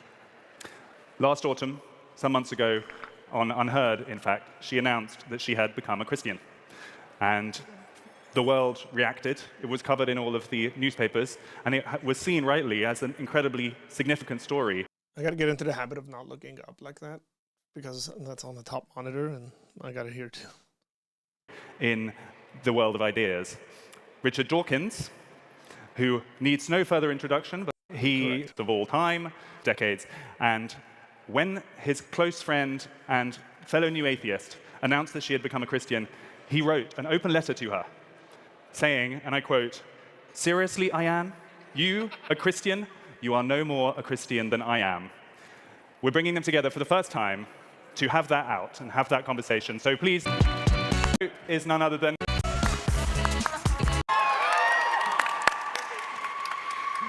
great to see you, Ayaan. Welcome.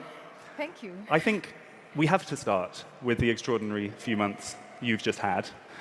For those people who haven't been following it, just tell us the story how such a famous atheist, someone who had rejected religion, came to call herself a Christian.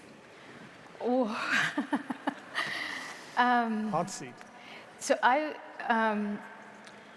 want to say that I didn't, like many people who come to faith, I didn't see big banging lights, and I didn't have any of those spectacular experiences that some people share. I wish I did, but I didn't. I had a personal crisis. I lived for about a decade with intense depression and anxiety, self-loathing. I hit rock bottom. I went to a place where I actually didn't want to live anymore, but wasn't brave enough to take my own life. And so I was self-medicating. I had, over a long period of time, seen psychiatrists, other doctors. I was trying to understand my condition and trying to treat it with the help of pure evidence-based science. And in January, February of last year, I saw one therapist who said, perhaps it's something else that you have, and she described it as spiritual bankruptcy. And that resonated with me, and having reached a place where I had absolutely nothing to lose, I prayed, and I prayed desperately. And for me, that was a turning point. And what happened after that is a miracle in its own right. I feel connected to something higher and greater than myself. I feel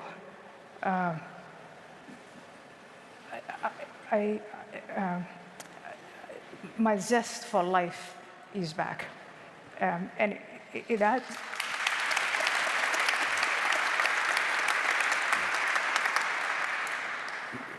and that experience has filled me with humility, I have to say. And it is something that's very subjective. It's extremely difficult to explain. I'm trying to work, get into the details, the granular details of how I got there in a book, but that is a short, that's the shortest story that I can tell. Let's go to Richard Dawkins' reaction, because that's a moving personal story, but to call yourself a Christian is a bit different. I mean, a Christian has to believe in something. And, you go to church now, and you listen to the vicar, and do you kind of notice what a lot of nonsense he talks? I mean, do you really take it seriously that Jesus is the Son of God, Jesus rose from the dead, Jesus was born of a virgin, and that's part of Christianity? So I think because you, and I know you very well, we've been friends for a long time, and in fact, in some ways, I think of you as a mentor. I would say you're coming at this from a place of there is nothing. And what has happened to me is I think I have accepted there is something. And when you accept that there is something, and there is a powerful entity, for me, the God that turned me around, I think what the vicar is saying no longer sounds nonsensical. It makes a great deal of sense. And not only does it make a great deal of sense, it's also layered with the wisdom of millennia. And so, like you, I did mock faith in general, and probably Christianity in particular, but I don't do that anymore. And again, that is where the humility comes into it, is it doesn't seem, in 2024, after I went through that experience,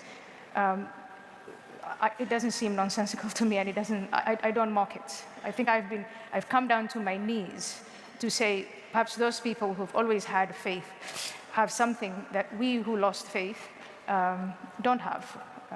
And people who have faith also, like the woman who told me, well, you've tried everything and you've lost hope, you've lost faith. Try it, pray. I think just in that one word, there is so much wisdom, and that it's. I am stuttering and I'm staggering to say. I'm just trying to say no. It's not stupid. Okay. It's in fact it's clever and it's wise. So you believe in some kind of higher power, which is comforting you, and you're obviously reacting from an Islamic past, and I know that from what you've written that part of what you feel is that Christianity is a bulwark against Islam, which is a quite separate thing from what you've been now saying, but you stand by that. I mean, that's part of what you're saying, and I accept that, and I support that. That's why I've called you a political Christian. But from what you've just said, it sounds as though you're more than just a political Christian. I mean, it sounds as though you actually believe it. So what is your response to those specific questions, Sir Richard? When the vicar is saying that Jesus is the Son of God, literally, not figuratively, how do you square that with your highly trained rational mind? Well, it is, again, different planes of perception. So I choose to accept Jesus Christ, the teachings of Jesus Christ. That question in and of itself was very interesting. It's like, how do you highly trained logical mind? How do you, or even like that Jesus is literally the Son of God instead of figuratively? That's a quite uninformed comment about what we mean by literally the Son of God. Like, it's Jesus biologically the Son, right? Like, we don't mean that. So there's definitely a symbolic use of Son of God being applied to Jesus. I wish people who moderate these things need to be a bit careful with their assumptions. Like, oh, you have a highly trained mind. Like, as if other people don't have highly trained minds that are Christians. Like, seriously, dude, have you paid attention to the history of thought? Not trying to pick on the moderator, but picking on the moderator. I'm realizing that this is zoomed in.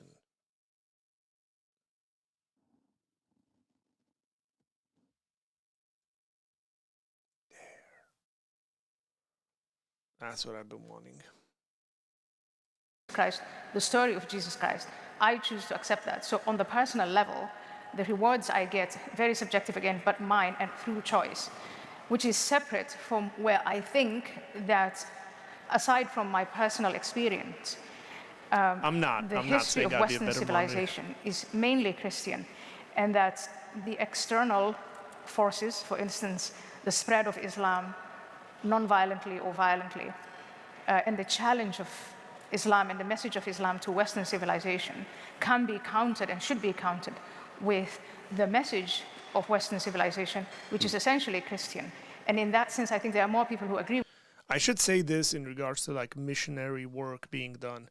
Especially, this is something that's happened in Iran and Turkey, where people who become Christians who were Muslims don't directly become Christians from being Muslims. What they'll do is they'll stop being Muslim, they'll become an atheist, and then after a number of years become a Christian.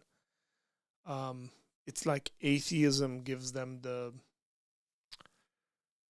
I don't know, like mode of existence to consider more seriously things that Christianity has to say. That's just like a sociological observation. I'm not the only one that's made it. But I think that's interesting, and it seems like with her, it's a very similar story. With me, but that is on the societal level. And then on the civilizational level, I think that every moral, you've used yourself, Richard, the phrase lately that there is moral Christianity and there is cultural Christianity. And when moral and cultural Christianity collides with moral and cultural Islam, or moral and cultural Confucianism, or cultural authoritarianism, I think that perhaps we're on the same page about that might be a way of countering it. Yes. But on the personal level, yes, I choose to believe in God. And I think there we might say, let's agree to disagree. I didn't hear that. She's saying, let's agree to disagree on the Okay. on the details. I mean, But if I, it's could I more just- than just details. I mean, okay. I want to say two different things. Let's take the moral thing first. Islam is a nasty religion. I think we agree about that.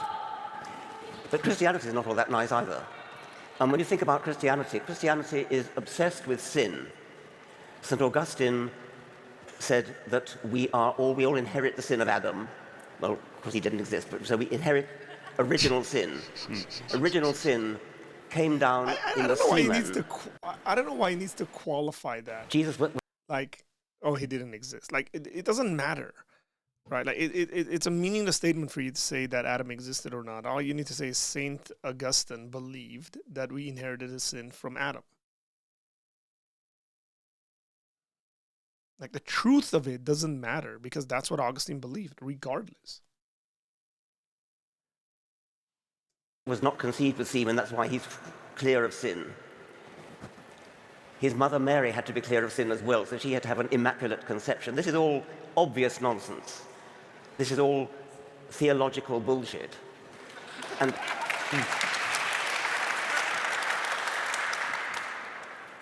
the idea that humanity is born in sin and has to be cured of sin by Jesus being crucified, Jesus being punished for all our sins. And that is a morally very unpleasant idea. I'm sure you must agree about that. She's like, no. I find that Christianity is actually obsessed with love.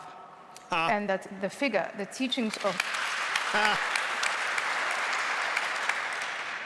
the teaching of Christ, as I see it, and again, I'm a brand new Christian, but what I'm finding out, which is the opposite of growing up as a Muslim, the message of Islam, but the message of Christianity I get is that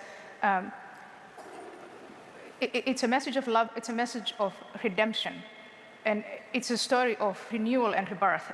And so Jesus dying and rising again, for me, symbolizes that story. And in a small way, I felt like I had died and I was reborn. And that story of redemption and rebirth, I think makes Christianity actually a very, very powerful story for the human condition and human existence, and the pain of suffering, but also our internal, the recognition of what you call sin, but perhaps the character defects, that both good and evil are there, but that both good and evil are in us. I think those teachings in Christianity are far more powerful and have led to, I think, the flourishing of Western civilization compared to, say, growing up as a Muslim, when I was taught that really the only way for you to be faithful is to fear, naked fear, and to have these sets of obligations which you... I wish she spoke about atheism a bit more. So this matters, right? Like, this matters in this sense. If people are naturally good, then what's letting us down? Right? If people are naturally blank, like we're a blank slate, what's letting us down? As to having a more perfect, a more better society or societies. Like in a purely atheistic culture where atheism, say, is the teaching, How would we be dealing with these issues? So this is, again, a worldview kind of conversation.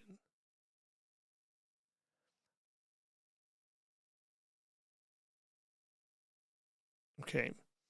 Like, how would Richard deal with that? Like, okay, so we've seen what Christianity's produced. So Christianity's produced philosophical ideas like, because human beings are naturally evil, we need to be educated. We need to be self-regulated. We need separation of powers.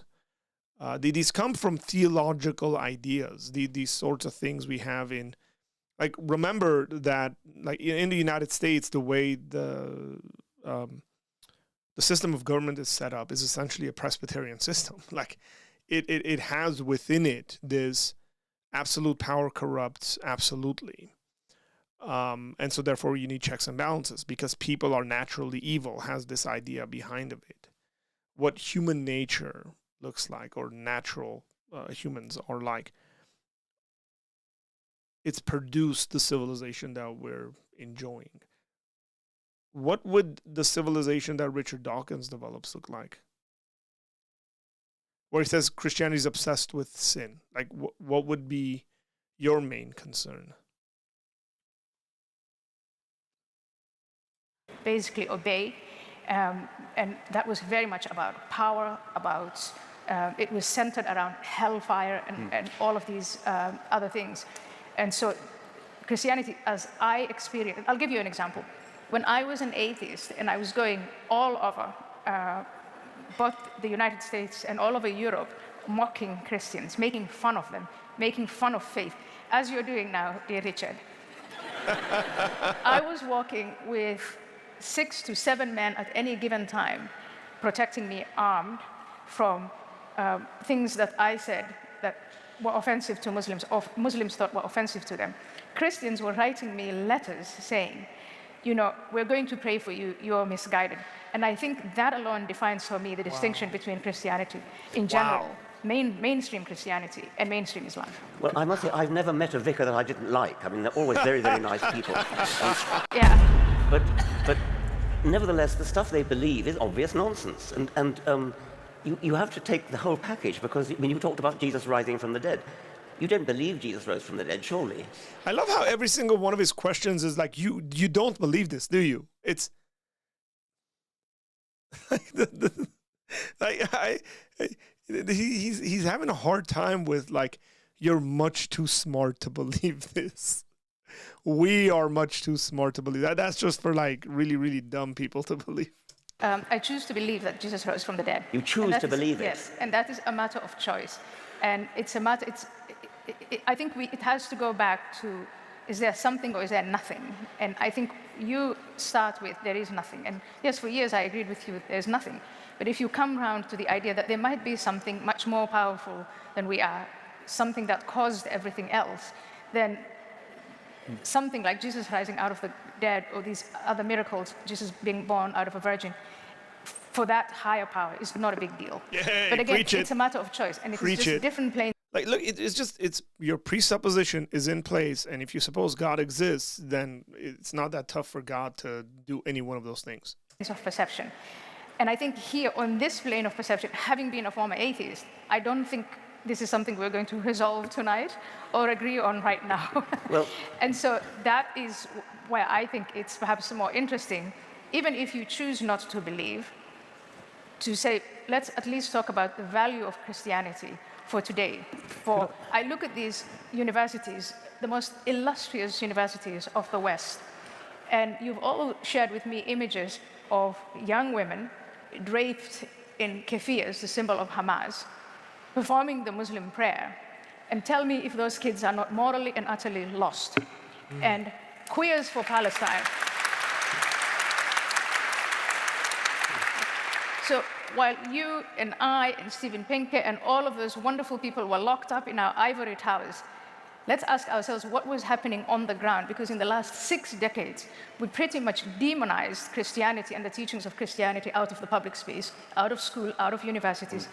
And a vacuum occurred, and that vacuum is now being filled, as G.K. Chesterton said, not because people have come to reason, but because now they'll believe in anything. There are very awful forces today out there that are claiming the hearts and minds and souls of these young students. And when you say there is nothing, you offer them nothing. We're getting into the bigger political, cultural question. I just feel it's worth pressing one more time on this. What you said, agree to disagree, and I understand, having read Richard's letter to you, that that literal belief is the bit that he can't get past. Are you saying that you don't literally believe those things? You talked about planes of reality. Is it that you see a beauty in those things and choose to suspend your rational judgment, or do you literally believe them? Yeah, I mean, I think there is something subjective, and there's a choice. There are things that you see and perceive that a different person cannot perceive. Art, music. In fact, I think you do enjoy a great deal of Christian art and music. I will look at a painting by Pollock, and I will think my 6-year-old must have spilled all of the paint on the canvas and run around. And people are crazy enough to pay millions of dollars and hang it on walls. But I've actually seen people be moved to tears staring at a Pollock. That is a plane of perception that is real, but that's also very, very difficult to measure. And it's the same the way you're moved by certain pieces of music. So the fact that I have faith, and I choose to have faith because of what I've experienced, is just as real for me as it is for the millions of people who believe. But for me, what is even more real is it's the story itself and the wisdom in that story, the morality that has come out, that has evolved out of that story, the internal debates of millennia long and everything that we inherited from it. It's just too casual to cast that aside. And when we've done it, I think we have caused ourselves a great deal of damage. Richard, having heard that story, that moving story from Ayan of clearly how her conversion has helped her, and also she's explained in beautiful words the mode in which she believes it, do you still say you are not a Christian? No, not at all. I came here prepared to persuade you, Ayan, you're not a Christian. I think you are a Christian, and I think Christianity is nonsense. You have to be, I mean, you appear to be a theist. You appear to believe in some kind of higher power. Now, I think that the hypothesis of theism is the most exciting scientific hypothesis they could possibly hold. And the idea that the universe was actually created by a supernatural intelligence is a dramatic, important idea. If it were true, it would completely change everything we know. We'd be living in a totally different universe. Now, that's a big thing. I'm sorry, but it's bigger than personal comfort and nice stories and things. The idea that the universe has lurking beneath it an intelligence, a supernatural intelligence that invented the laws of physics, that invented mathematics. I mean, that is a stupendous idea, if it's true. And to me, that simply dwarfs all talk of nobility and morality and comfort and that sort of thing. So would you have preferred for your erstwhile new atheist colleague, Ayan, not to have converted? Having heard her story, would you rather... No, I wouldn't say that. I'm just saying that religious belief is bigger than what gives you comfort. Or it's bigger than morality, it's bigger than what gives you comfort, it's bigger than what gives you a bulwark against Islam. It's something huge, it's something terrific, and it's false. Are you not moved at all to, she mentioned planes of reality. Is it for you entirely black and white, whether those kind of stories are true or not? It feels like Ayan is saying that she chooses to believe them because she accesses some kind of greater truth via them and is less interested in the details. You're not softened at all on that? Well, I'm softened by a personal story, and I'm softened by beautiful music. I mean, I'm softened by St. Matthew Passion, and not just the music itself, but the story behind it. It's a very moving story, and I'm moved by it in the same way as I'm moved by great fiction. It is fiction, and one of course can be moved by fiction. I feel like he says these things to just reassure himself. I don't know, it's a habit he has. St. Augustine said this about Adam, and Adam didn't exist. And I'm moved by fiction, and it is fiction. I'm not saying he doesn't really believe it right away, that he says. It's a very interesting habit that I notice, that he'll say something, and it's enough. Okay, it's fiction. We get what you believe. The secondary kind of extra emphasis on it being what you just said, it's funny to me, man. What the heck is up with the DNA tie? Yeah, he wants to wear a DNA tie. Leave the man alone, man. Fiction. I think Ayan has described me as as the most Christian person she knows. And Yes. and that may be true in certain senses, in a cultural sense, and I certainly... Imagine Richard Dawkins has been trolling the entire world, and he's actually a Christian. He's going to come out and say, I've been a Christian this entire life. This was a social experiment. Excuse me. When you say Christianity is a religion of love, Jesus, I think, was a very, very great character, a very loving character. The bad things about Christianity actually stem mostly from what came afterwards, and Paul and the other Christian apologists who came after him. So you cannot allow the possibility that Ayan has accessed a truth that you yourself have not seen. It is a scientific hypothesis that there is a supernatural creator.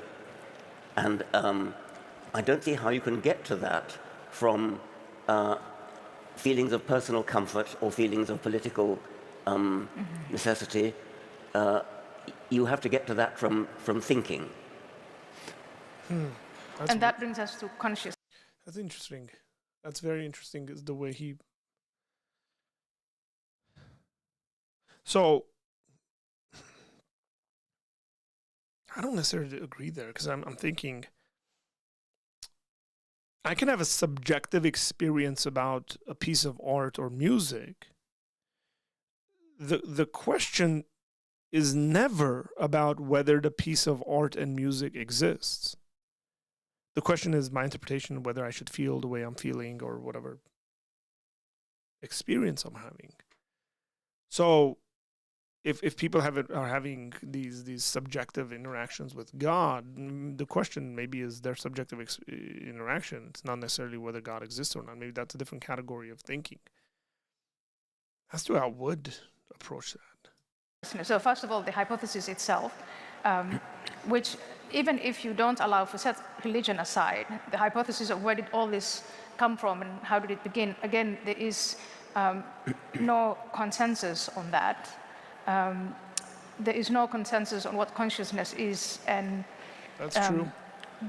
what all that entails. But I think that it is, on an academic level, very interesting and very rewarding to look into and explore all of these different things separately on an academic level. On a non-academic level, I think that it's very useful now. I hate to go back to utility, but to have all of these things connected, where as a human... It's not utility, and I hope it's a worldview question. What she's asking is a worldview question. It's, hey, we've left a vacuum, and that can't happen. And Christianity as a system in totality offers things about truth, things about beauty, things about subjective feelings, things about morality, things about culture, things about education. It offers more than the sort of atheism that they're talking about, that she's been and he is. Beings, we are material, yes, but we also are more than material. We have a sense of consciousness and we have a range of needs. And some of these needs, reason can answer and pure science can answer. But some of these needs cannot be answered by that. And I think faith in a higher power, in God, and in the story that makes sense of it all, gives it meaning, is very, very important for human beings. And the danger lies in trying to conflate these different planes and then casting aside as useful. It is false, it's useful, it's useless, it's unnecessary. And now we have, the range of human suffering where, as an atheist, you don't really offer an answer, you don't offer a prescription for this is a way of life, this is the path to happiness, this is how you can deal with the challenges of existence. And atheism is an attitude. It basically says, as of now, there is no evidence to show that God exists or that a higher power exists, full stop. And you figure the rest of it out. And it's very, very difficult to figure the rest of it out starting from scratch. And I think faith then gives meaning and purpose. And yes, if you're afraid of the dark, and if you're afraid of whatever it is that's causing you anxiety, or whatever is causing you self-doubt, relationships between other human beings, I think Christianity does offer a recipe, and perhaps in my view, the best recipe for not only how to live with yourself and connect to the universe, but also how to connect with fellow human beings, and then bring about a civilization like this one. Suppose it were true that atheism doesn't offer anything. Suppose it doesn't offer anything. So what? Why should it offer anything? This is good.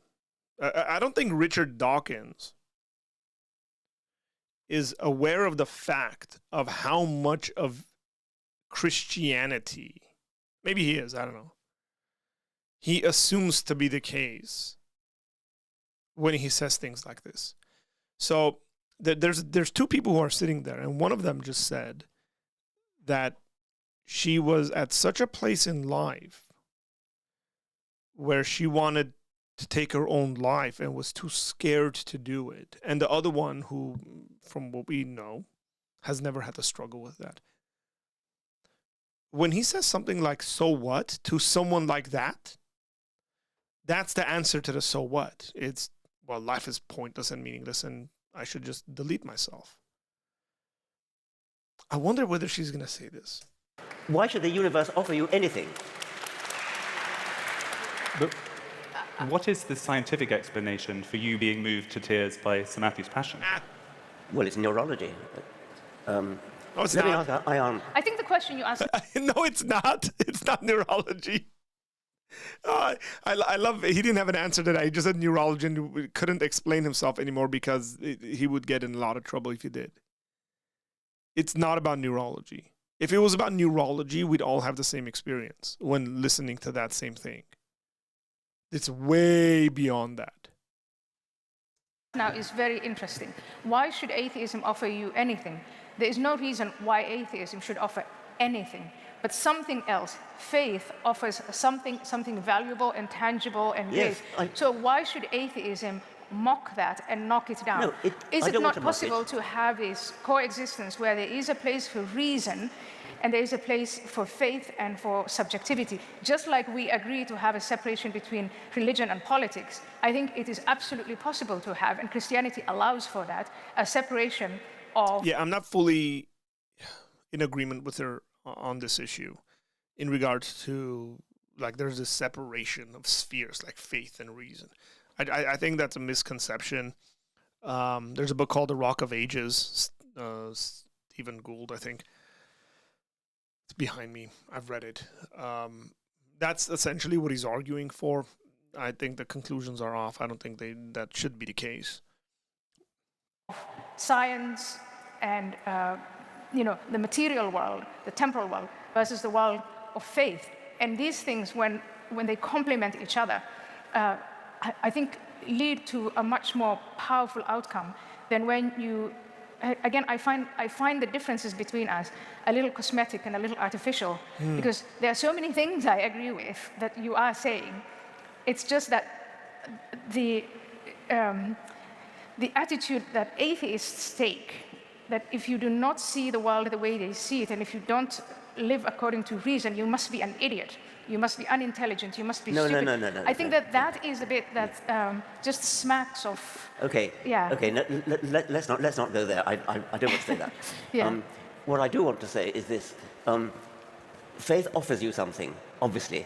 Well, he didn't give an answer, right? Like, so his answer was, why are you? What's the scientific explanation as to you having this thing? And it's like, oh, it's neurology. So what I'm thinking there is that's the equivalent of somebody poking you with a needle. Every single human being on the planet where everything functions properly that is poked with a needle will have a reaction. Ouch, that hurts, whatever but there's a pain. There's neural firings in the brain of pain occurring. Right? Because that's the sort of thing that you get from a reaction of that sort. And that's the stuff that happens neurologically to that. But that is not the case when it comes to looking at a beautiful piece of painting and crying over it. Every human being doesn't have that reaction to it like they would when they're poked with a pin. So it shows his ignorance when it comes to conversations about consciousness and neuroscience. And he didn't want to continue it. He changed the subject because he doesn't know the answer. And he shouldn't have said that, is what my point is. That it's not neurology. That's not an answer. There's a big difference between me dropping a big piece of rock on my toe and every single human being doing that, and the neurological activity that happens and the reaction that comes out of us. Right? If I take a big boulder and drop it on every single human being on the planet on their toe, the reaction is going to be the same. Okay, one or two exceptions, whatever, we can talk about that. But that's not the case when it comes to good music and good food and art and stuff like that. There's no basis in what he's saying.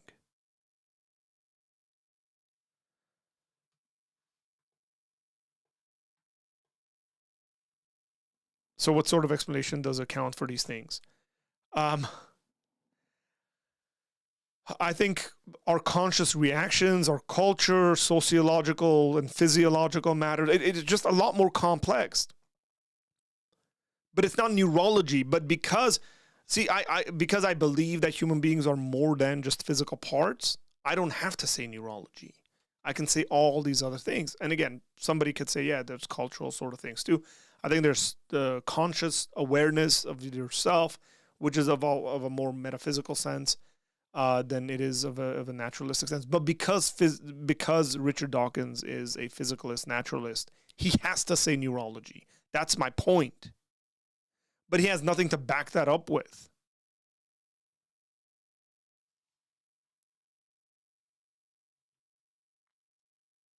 That's very, very, very clear. But it doesn't make it true. It doesn't make the existence claims of Christianity true. There is a difference from saying that being in a certain psychological place is consoling and comforting and offers you a meaning of life and gives you a purpose in life, all those things, which are wonderful. And I have them too. They're a bit different, but I too have a purpose in life. I have a meaning in life. But just simply because something gives you a meaning and a purpose in life, it doesn't make the existential claims true. And Christianity, like any other religion, makes claims about the world, about the universe, which are either true or not true. And I may be wrong, and you may be right. They may be true, but the mere fact that they're comforting doesn't make them true. That's right. An important point. But I agree with you on that point. The mere fact that they are comforting doesn't make them true. But the hypothesis that there's something rather than nothing is something you can't disprove as much as I can't prove materially that yes. Jesus was born out of a virgin. So yes. I think it's some of these areas where I think it's a very, very important debate that occurred about 200 years ago. We can have that debate, and that's an important debate, and that's the one I would like to have, rather than the one that's comforting. I mean, for example, I would like to know whether you think that we survive our bodily death when our brain dies. I mean, when I asked you that when we had dinner together, and you said no, have you changed your mind about that? I'm sorry, please repeat. What have I changed my mind about? About life after death, about surviving. Do we survive our bodily existence? I said, do you think we survive our own death? And you said no. I said yes, bodily, no. I do not. I don't survive death. I don't think you will survive death. I said that when Bertrand Russell said, "When we die, we shall rot." That yes. That is true. But then, what happens to the soul, consciousness, etc.? That again, I don't know. So you think there is a soul that survives death? Well, there is something that, again, like I said, I did feel a connection, and that wasn't a bodily connection. It was a connection through consciousness and mind. One of the things that I would just, again, because Christians get overexcited at times, and then, like, she's not well-informed in regards to whether the theology or the philosophy, I think, of the non-material part of human beings. Like, correct, none of our bodies survive after death, but there's a resurrection. And so she's going to come around to that. I think eventually she'll figure it out as I think she studies the Bible and goes to church and does all that stuff. She'll, and I like that Richard Dawkins was like, hey, have you changed your mind on this? Because it seems like she just doesn't know how to like categorize those things very well, which is, again, completely fine. New Christians, you're going through a paradigm shift, and so that's okay and fine. And if that's going to outlast me or not, I don't know. I don't know about that. But Richard, I do know where you stand on this debate, and So that is.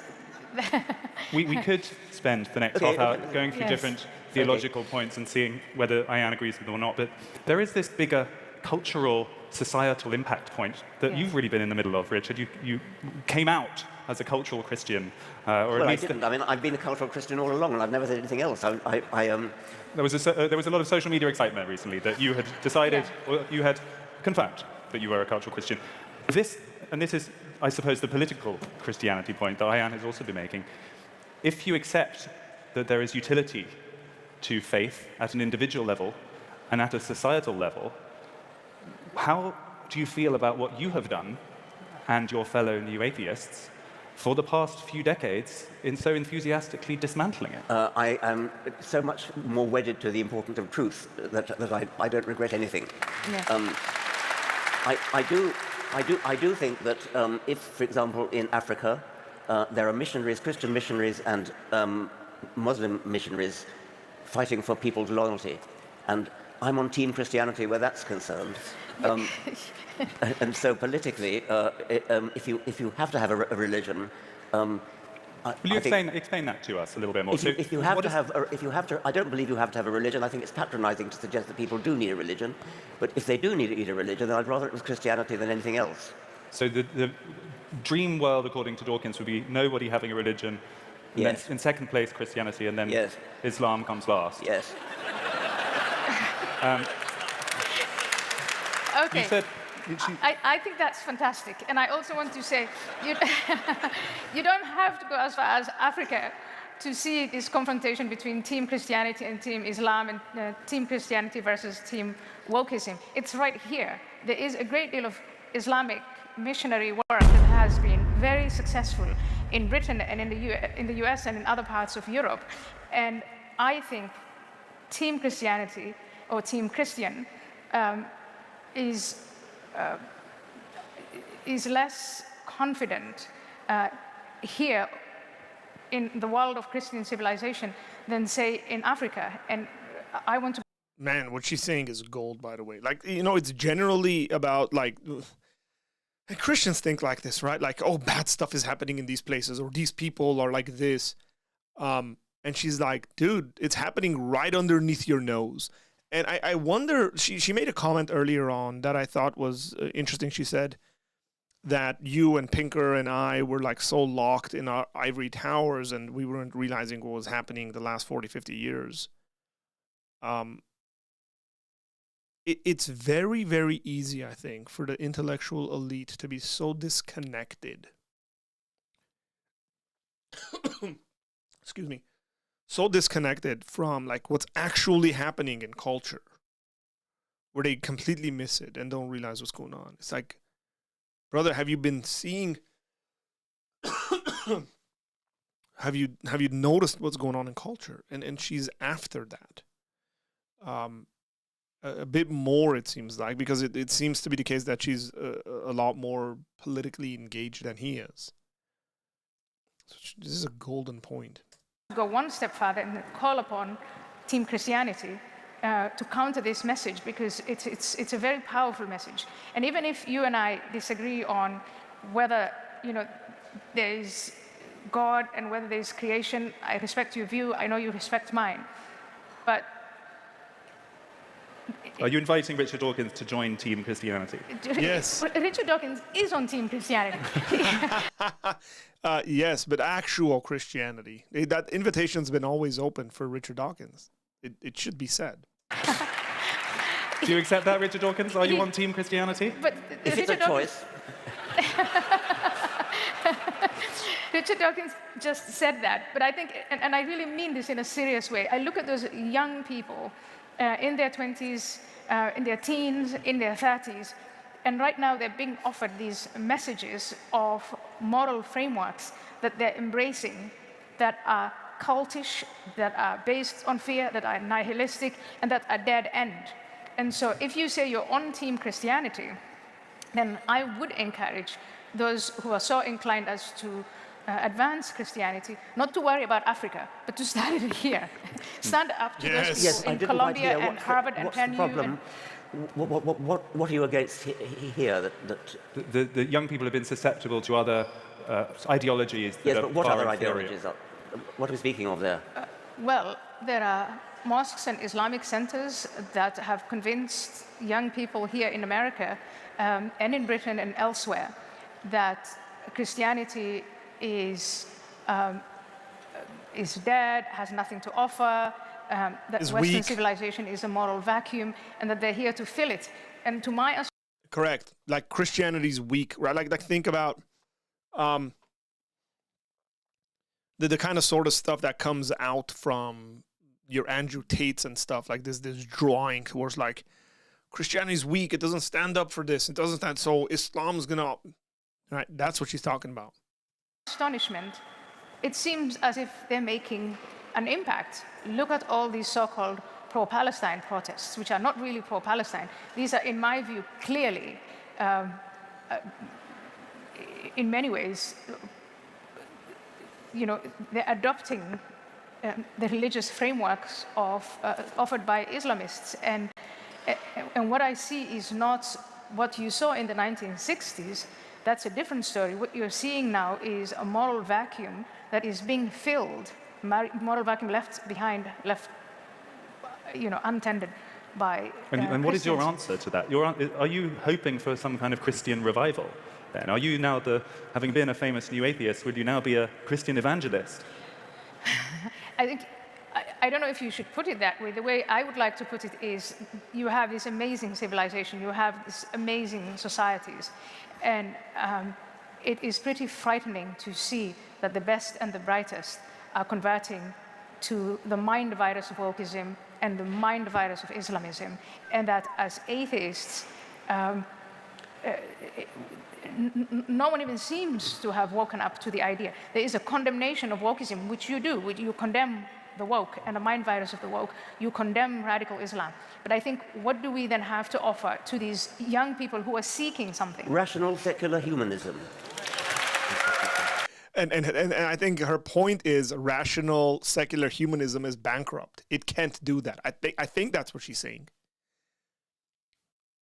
She's saying it's not offering anything, and Christianity offers more stuff. So let's see. Enlightenment values. Rational, So do you share Ayan's diagnosis of the mind virus of wokeism, as she puts it, of Yes. Islamism's return to Yes. parts of the West? And Enlightenment humanism doesn't seem to have resisted that advance very successfully. Well, let's press it harder then. rational secular humanism is itself an outcome of Christianity. Ooh! And I think I don't buy that. Man, that's a lot. That's a bar right there. Wow, she's right. Historically, she is right. It is birthed in the womb of the Christian West and nowhere else. it starts with the admission that rational secular humanism, the Enlightenment was able to take place within that Christian context. And it is a product of Christian civilization. It didn't happen in China. It didn't happen in the Middle East. It didn't happen anywhere else. It happened in these disputes between Christians. And I think part of that story and that whole history is one that needs to be celebrated and told and given to these young minds. And I think where you have a vacuum, something is going to fill it. And aside from the personal rewards that I reap from Christianity and that you reap from Christianity, I think there is the societal and the civilizational context where this thing is going through the cracks, and without a counter message, a spiritual counter message, I think we're in very, very bad and very, very serious trouble. It may be true historically that rational secular humanism grew out of Christianity in the... He said it's not true, and then now it's saying, oh, historically it's true. Of course historically it's true. In what other way would it be true? Like it's the historical development of what we've got and what you're enjoying. Sense that historically that's where it came from, but you could say it's a reaction against Christianity rather than having being in concert with Christianity. But If it was against Christianity, then all those early scientists would not be Christian. They would give up their Christianity. But very clearly the opposite is true. They were Christians. They affirmed Christianity. So again, to the uninformed ear, that might seem like, oh, Richard Dawkins just like gave a good response. That is not what the data and the facts show. even as a reaction against Christianity, the advances that we have made are rooted in that story. And my objection to throwing the baby out with the bathwater is that if you create this disconnect so that young people they haven't been told of those debates, they're reading works that tell them that everything that the white male Christian left behind is exploitative, it's destructive, it has to be replaced with something else, it's settler, colonial, whatever. It's being cut off from the roots of that civilization. And I think part of the reason why that vacuum came about and it was possible was because of this casting aside of Christianity and this attitude within atheism that if you say reason, everybody will suddenly start becoming reasonable and think reasonably. And in that sense, that's been a mistake. G.K. Chesterton was right. Do you regret having been part of the new atheism movement, having preached atheism from that pulpit? I do regret doing that, and I want to say that when I realized the damage that I was doing, and I was doing a great deal of damage by equating Islam with Christianity. First of all, it is false. We were talking about truth and falsehood, and not all religions are the same. Religions are different because they come out of different cultures and grow out of different contexts. So Christianity is not the same as Islam, and I'm guilty of having said, well, all faiths, all perceptions of God are the same and they're equally damaging. So I come back from that, and I also have come to regret the damage that I've done, and I want to make my friends like Richard and Sam Harris and Daniel Dennett and all the others, I want you to see what I see. And what I see is where you have a moral vacuum, something is going to fill it. I want you to see that the teachings of Christianity, just like you said, if there is a competition between Team Christian and Team Islam, you would be on Team Christian. That what you value in Christianity is something that really is absolutely necessary to pass on to the next generation. And we have failed the next generation by taking away from them that moral framework and telling them it's nonsense and false, but also not protecting them then from the external forces that come in for their hearts, their minds, and their souls. I think you're wrong to say.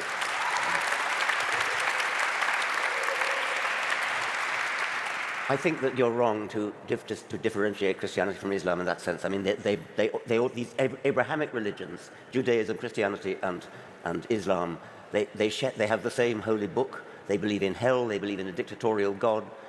They believe in so much that's similar.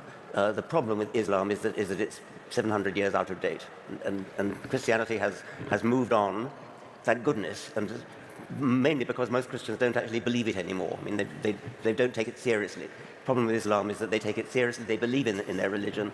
They actually will fight to the death for their religion in the way that Crusaders used to. And thank goodness they no longer do. Christianity has grown out of that. But how do you respond to Ayan's charge there? It feels like quite a grave... Richard Dawkins has these lines that he goes to whenever he has nothing to say. Right? Like, oh, they all believe in the same book. They clearly don't believe in the same book. They do not believe in the same book. Like, in what way does a Christian believe in the Quran? In what way does a Muslim believe in the Bible? I'll tell you in what way. The Muslim says the Bible is untrustworthy and it replaces it with whatever it says in their book about the Bible. So this is just ignorance, face value ignorance of Richard Dawkins. This is what gets people who are way smarter than I am, kind of like the reaction that we get from Christian camps apologists to like not take this guy seriously. When you make comments like this, it shows that you're very ignorant about what you're talking about. They are not the same. Like, if you mean by same, they believe in God, that's fine. That's about it. Oh, they're religious. Meaning they do religious stuff. Sure. I mean, I could technically, with that definition, define an atheist as being religious if they have repetitive habits that they do. So it's just, again, like, you got to be a bit more nuanced and serious about having this conversation. Charge that atheism movement, that dismantling, has left a whole generation inadequately equipped to deal with the forces that are coming at them, and that's what she's saying. We have secular humanism, we have rationality, we have moral philosophy. Moral philosophy is how we decide which bits of Christianity we like and which bits we don't. Which bits of the Bible we take as being moral and which ones we don't. We cherry pick. And the basis for our cherry picking is... I'm glad that you accept the fact that you cherry pick, man. modern secular moral philosophy, which is a well-established philosophical discipline, and it's on that basis that we decide what is moral and what is not. We decide in favor of feminism, of all the things that we value today, which do not come from Christianity. They come in spite of Christianity, in spite of all religions. So what is your diagnosis for why that has come about? Why so many people do seem to be so lost during this secular age? If it's not the fault of receding religion, why has it Well, happened? I'm not quite sure what we're talking about when we say this moral value. You know, that I had a thought that's like sort of disconnected from this whole conversation, and it is like the fall of civilizations. You know, when we look back on history, we see the fall of civilizations, and it seems like so obvious to us because we read it in like a paragraph or something. When you're in it, it's not that quick, right? Usually they're like these slow. It takes a bunch of years, and then that civilization collapses. And the people aren't aware that they are in a collapsing civilization, really. They're just living their lives. And I feel like that the conversation here is essentially that. Like, we are in this whole atheistic kind of secularism and whatever is being this I don't know if postmodernism would be the word.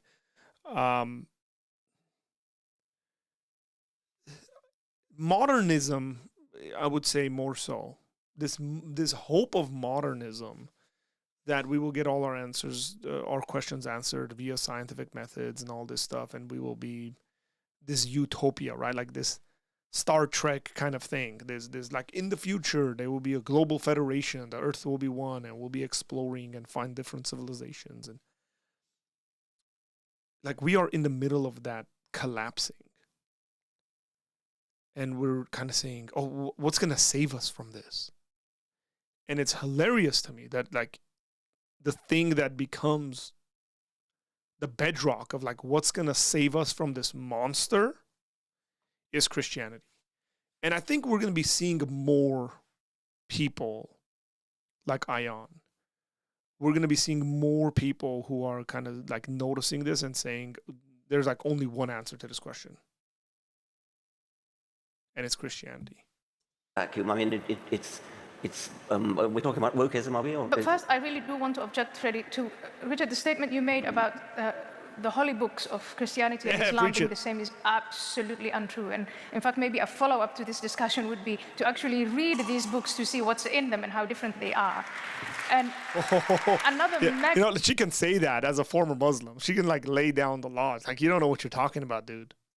Mega difference is the characters of Jesus and the characters of Muhammad are absolutely radically different. I totally agree with that. Yeah, yes. but that is why the holy books are not the same. The story is absolutely not the same. They are different. And yes, each one of them makes a claim to being an Abrahamic religion. And there I do have to do a little bit of reading up on Abraham. I have to do a little bit of reading on the Old Testament. But as far as I can tell now, from where I am in the New Testament, it couldn't be more different from the Quran. Well, okay. I've done a lot of reading up of it. The Old Testament is a very, very nasty book indeed. And the New Testament, on the face of it, is better. But the aspect of it which I mentioned before, the idea of God couldn't think of a better way to forgive the sins of humanity than to have his son crucified. That is a disgusting idea. God gave us free will. God gave us free will. But again, I don't just like the stuff that Richard Dawkins has been repeating for the past 20 years. At the very least.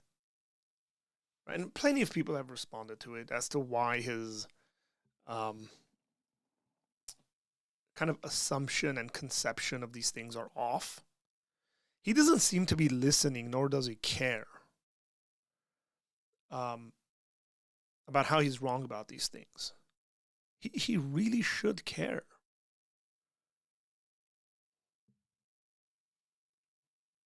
I want us to go back to where we have agreed, to disagree. But in terms of, you asked, what do you mean by a moral vacuum? And what can we fill that moral vacuum with? The conception or the perception of the difference between right and wrong is, I think, something human beings have been trying to answer for millennia. And we have different human beings and different categories of human beings have reached different answers.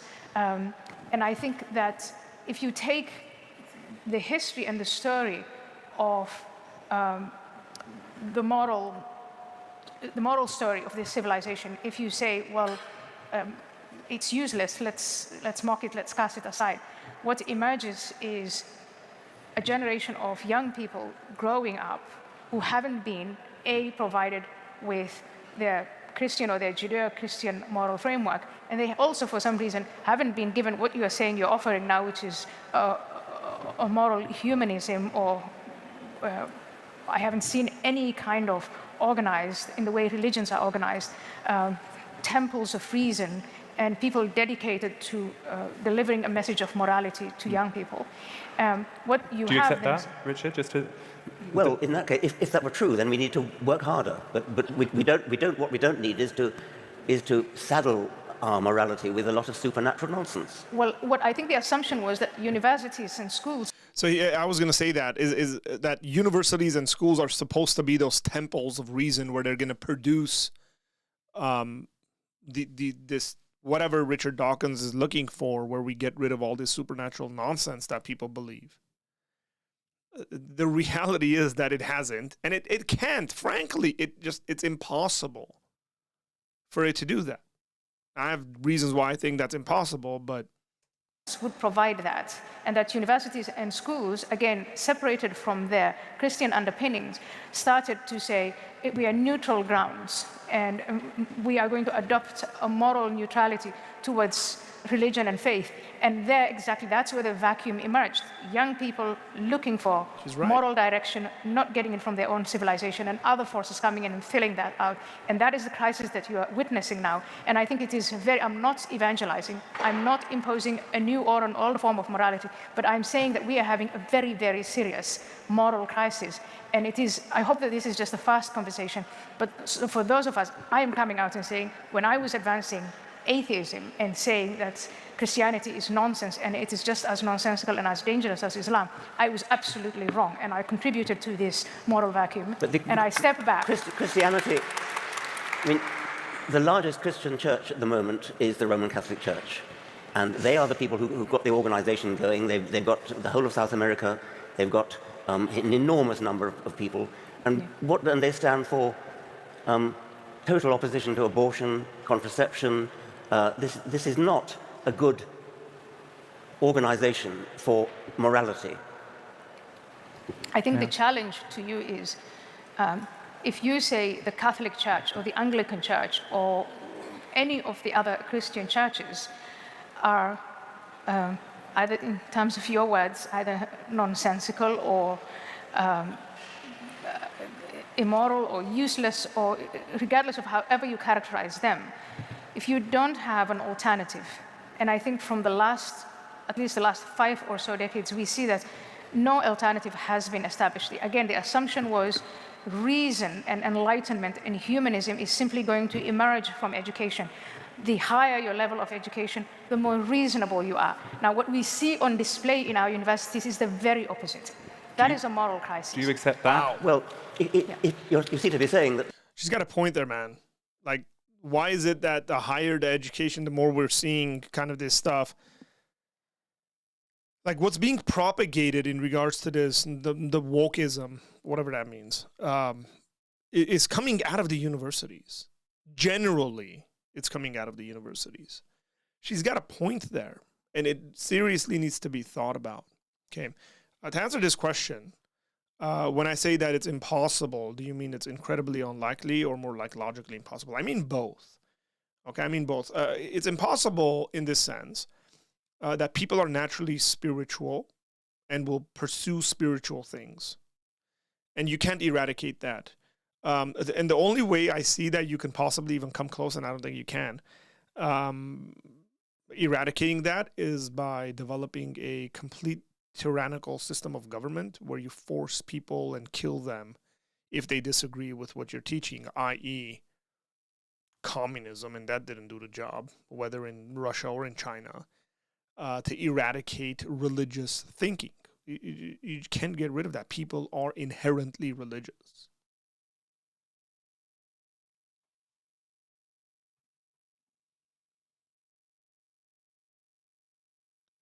Yet, I don't think she's asking Richard Dawkins to give a specific solution to it. She's saying, look, we've had enough time. And this is why I said this is a response to modernism more so rather than postmodernism, that we've had enough time in the modernist kind of dream, in this secularist modernist dream, you say since the 1800s of just making things very, very secular, that we're going to get this production of really rational individuals who know how to think clearly and well and can deduce and come to these conclusions, especially in the educational institutions where we've seen the complete opposite of that. But they don't want to have the dialogues. They are the ones name calling. You disagree with them, you're a bigot, racist, X, Y, and Z. And as if like people can't have rational like she's talking about, Richard Dawkins brought up like contraception and against abortion from the Catholic Church, as though they don't have a good reason to be against those things. Right now, again, I'm not in agreement when it comes to contraception. Like I'm not Catholic in regards to that kind of thinking. I do think the conversation needs to be a bit nuanced. Like contraception, like has it produced a better culture? Like do we have better families because now we're just using contraception? Like has it made society better? Are there less diseases? Are there more families? Are children loved more? It's sort of the thing about like, oh, you're against divorce. And it's like, yeah, I'm against like kind of no-fault divorce completely. And they're like, oh, you're trying to push your religion. Like, has it produced better families? We've had in America since the 70s, this sort of divorce, right? Like we're just, no, we can irreconcilable differences. Do we have a better society for it? Are our children being raised in better homes, in more united and loving and caring homes? Or do we have just utter brokenness in our society, which we do? That's a really important thing to think about. Look, some people might not care about this stuff. I work with youth. My other job is predominantly working with youth. That matters. Seeing how young people are dealing with the issues that they're dealing with is heartbreaking. And I think ultimately that comes out of the family. And so it matters. These like, they're against abortion. Correct, because they value human life.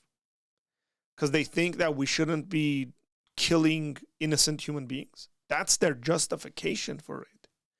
The justification is not God said it, therefore it's wrong. The justification is God said murder is wrong. Babies in the womb are humans, and therefore that's murder, and we shouldn't do it. Don't treat it like, oh, they're morally, like that's a very silly way of thinking about it if you are not taking the opinions seriously, especially their justifications. That's I think Richard's problem. The organization isn't there. I mean, we need a church of humanism or something like that. I've never been in favor of that kind of thing, but do you accept the observation that Ayan is making? Do you think that's true, that having expected enlightened humanism to take the space if religion receded, that didn't happen? I was never that optimistic. I mean, I never thought we were going to have a sort of brave new world of enlightened humanism. I was just interested in the truth, and the idea that somehow we were on a mission to found a new church or something like that. We just never were. So you didn't think about what would happen afterwards? No, I mean, I can't speak for my colleagues, but so as far as I was concerned, what I was interested in is what is true. And I believe that all religions are false, and I'm interested in what is scientifically true. There's been... We have a short amount of time left, and before we conclude, I feel we should touch on this question of Islam, because Yes. it actually seems, I think most people watching will be surprised. Okay, so before he moves on, I think there's a quote from G.K. Chesterton, and I was just reminded of it when Richard Dawkins said, no, I didn't consider what would happen afterwards. G.K. Chesterton has a point about like being in a fenced area. I think it's G.K. Chesterton. I don't think it's Lewis. But essentially he says, when you tear down the fence so you can go beyond the fence because you think it's locking you in, like you're imprisoned in the fence, you might first want to ask whether what is on the other side of the fence, because that fence might be there to be protecting you, not to be imprisoning you. That's a perspective kind of conversation, right? And I feel like that's essentially the ideology behind the way that Richard Dawkins was thinking. Like he just viewed it like Christianity as this prison and didn't consider, like, when you get rid of that fence, what's going to come in. And I think that's what Ion is focusing on. It's like, look what's come in. We got rid of the fence. She's like, I was with you I was one of the guys knocking, or one of the ladies, knocking over this fence. And look what's come in. And it's destroying us.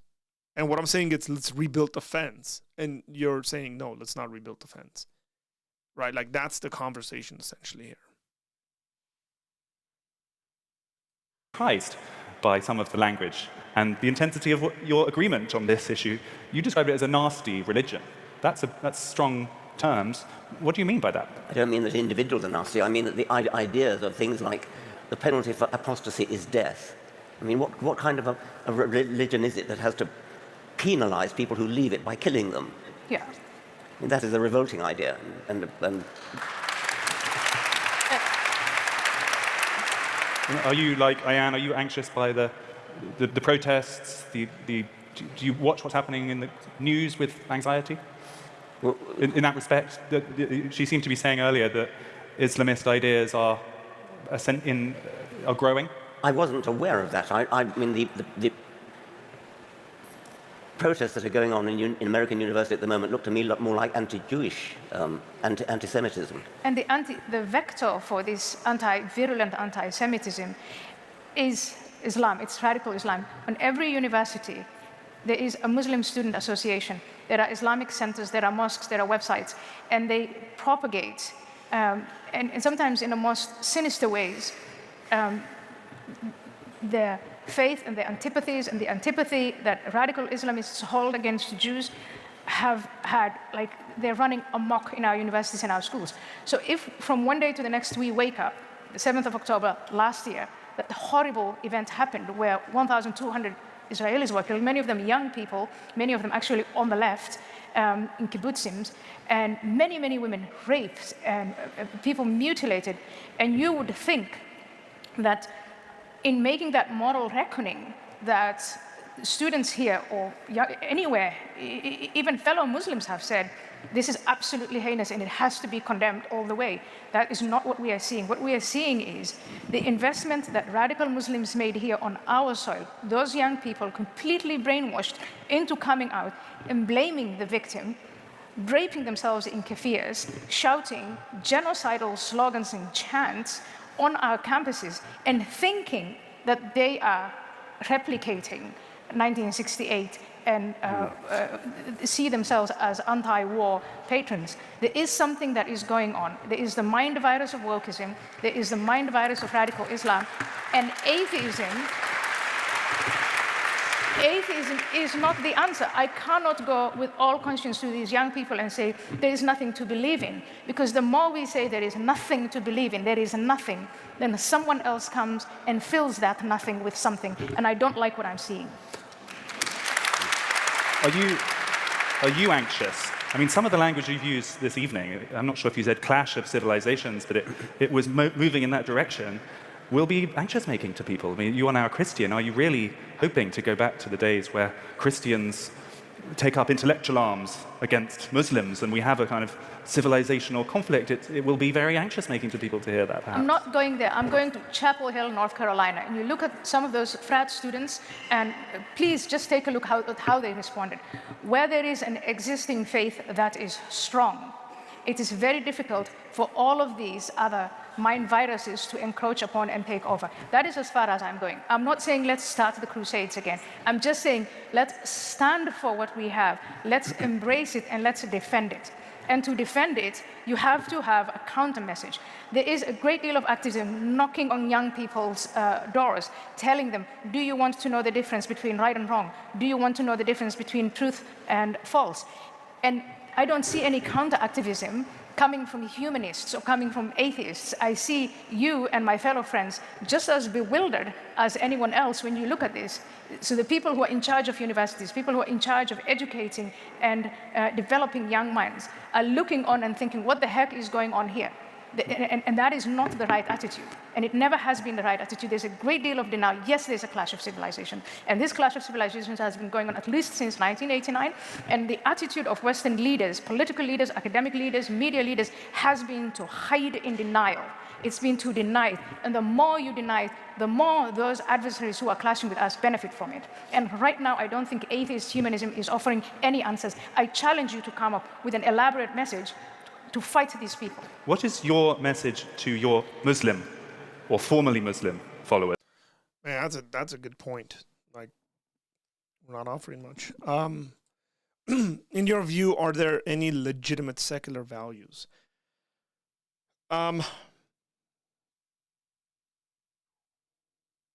Yeah. So here's the way I would put it. I suppose so. Let me put it that way.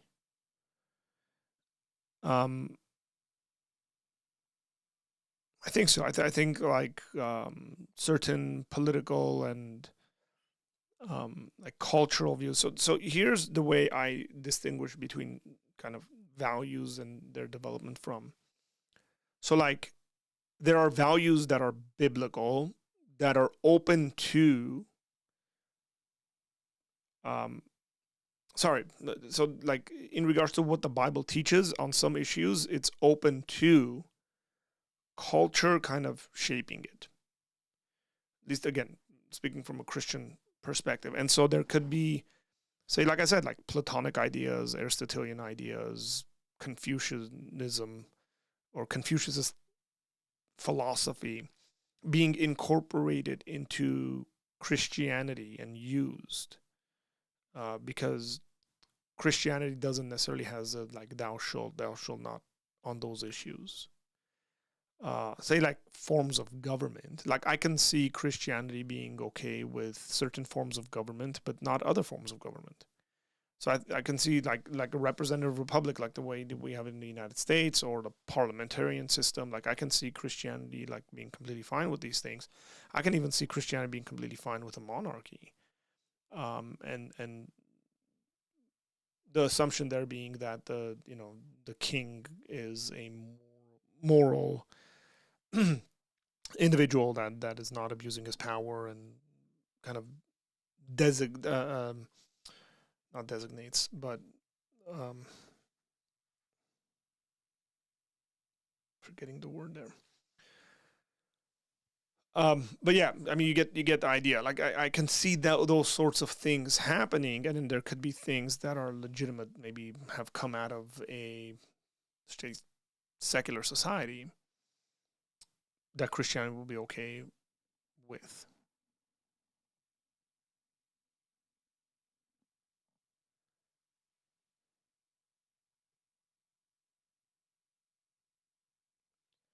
Well, I think, Jerome, I think what she's, there's an issue in regards to like her personal thing versus like how society should view it. That's the way she's, like, I personally believe all this stuff, but here's the societal advantage to that.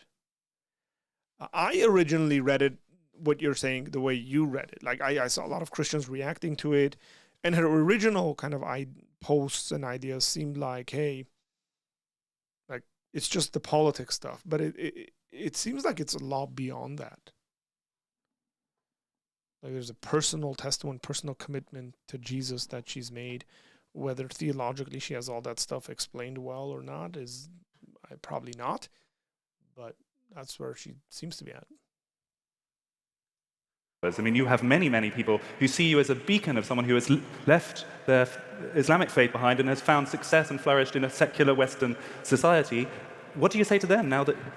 So again, there are a billion and some Muslims, and there are Muslims who are peace-loving, who hate the Islamists, who hate the message of hatred and blowing people up and closing the minds and threatening people that if you leave Islam, you're going to be killed, which is absolutely revolting. So right now, I have more genuine Muslim friends than I ever had before, because the same individuals who reject, they still identify as Muslim, but they reject the idea of forcing faith on other people. And so a lot of them, my Muslim friends, are scratching their heads and wondering why Western civilization is committing suicide, why they're allowing this, in the name of freedoms, in the name of freedom of speech, freedom of association, and freedom of religion. We have allowed a cult of power, Islamism, a political totalitarian ideology, to seed itself here, deepen and broaden and grow, and we have nothing in return to say. And it's a cult that wants to destroy the very freedoms that it uses to advance its agenda. So what is your invitation to your Muslim or formerly Muslim followers? Is it become a Christian? I'm not telling people to become Christian. All I have done is explain why I have become a Christian. I'm not saying to... I did say at one point in 2010, leave, if you're a good person, leave Islam, and told the Catholic Church, why don't you win hearts and minds that way? That is not what I am saying today. But I am saying to those fellow Muslims, I'm in a club with the Clarity Conference. It's Muslim reformers, ex-Muslims, people with a background like mine. And what we do is... if nothing else, just make you aware, if the world is ruled according to Sharia, if the people who are advancing these cults get what they want, we are going to see women caged up, we are going to see beheadings, we are going to see civilization go down the drain. They've demonstrated it over and over again. Al-Qaeda has done it, ISIS has done it, Hamas is doing it today. I think that we need to come out of denial and see as plain as daylight, and as plain as they keep showing us all the time. If they prevail, this is what they're going to do. Ask the citizens of Iran, ask the citizens of Saudi Arabia, ask Mali, Nigeria, under Boko Haram, Al-Shabaab. That is what when they win, they are going to subject us to the same barbaric and heinous crimes that they subject to those whom they prevail over. We are out of time. We could talk for many hours. I want to give the final word to you, Richard. What has this evening's conversation made you think? We have two epidemiological theories here. We have a vicious mind virus. We agree about that, and we agree about your prognostications about that. The question is, do we combat it by vaccination with a mild form of the virus?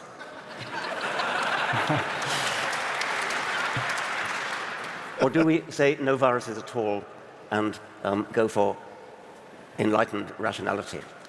Yeah, the issue is that he's already assuming that obviously Christianity is a virus. But you got to prove that point. You're a religious anti-vaxxer. Hey, well, that was quick, moderator. You won me back. You won me back, moderator. Right there. He called him an anti-vaxxer. I love it. Ladies and gentlemen, please join me in thanking both Richard Dawkins and Ayaan Hirsi Ali. Hey, great conversation. Very good conversation. I liked it. I'm not... Again, I've listened to so many things from Richard Dawkins where it just becomes repetitive. And that's the case with anyone. You guys who listen to me for a long time probably will think I get repetitive. That's just, you have a limited amount of stuff to say. The thing is that like he'll say things that are very clearly wrong and won't fix them. He'll just keep repeating those same things. That's my issue. So, but great conversation. I thought it was... like having the respect in the conversation is good, and very important things to speak about. Seems like a good career move. This is a very interesting point in terms of the public figure attention economy for her to make a big deal about converting. I hope that's not the way you're like justifying her conversion, that it's like some kind of a career move. And if it is, then I would say, that's the equivalent. That would be the equivalent of somebody becoming an atheist and deconverting, and I say, oh, that's just because they want to sin. That you just completely ignore their legitimate reasons for saying what they're saying. I hope that's not what's going on here.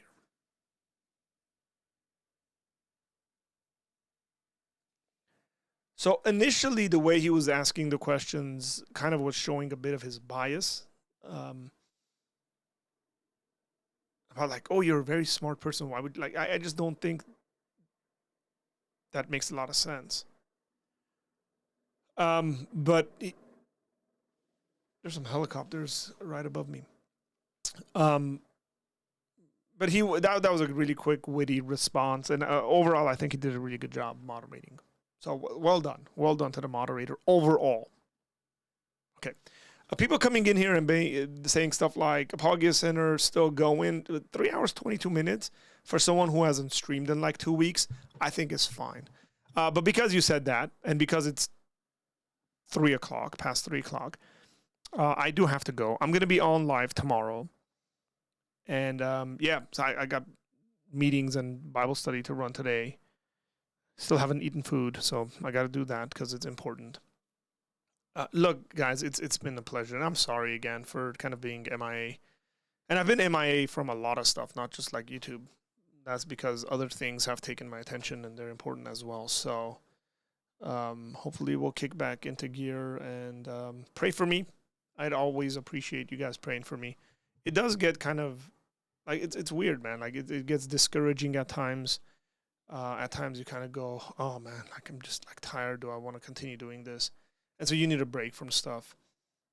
And so that's just the reality of life. Always remember that people on this side of the camera are living their lives as well. And there's things that are important for us as well. This is very different from like typical TV, right? Like where someone's a character. Even news stuff, they're just like a character giving you news, where I think when it comes to YouTube and some of us who stream and talk about these issues, this is just a part of our life. Okay. And it's important to not forget that. Unless you're watching a YouTube channel that it is a character that they're playing. And that's a very different sort of thing. So, okay. All that said, God bless you guys. Thank you guys. I'm reading all the comments right now. Nick, I'll respond to you. I already saw the text, but I'll respond to you. Blessings to you guys, and I will see you tomorrow. Take care.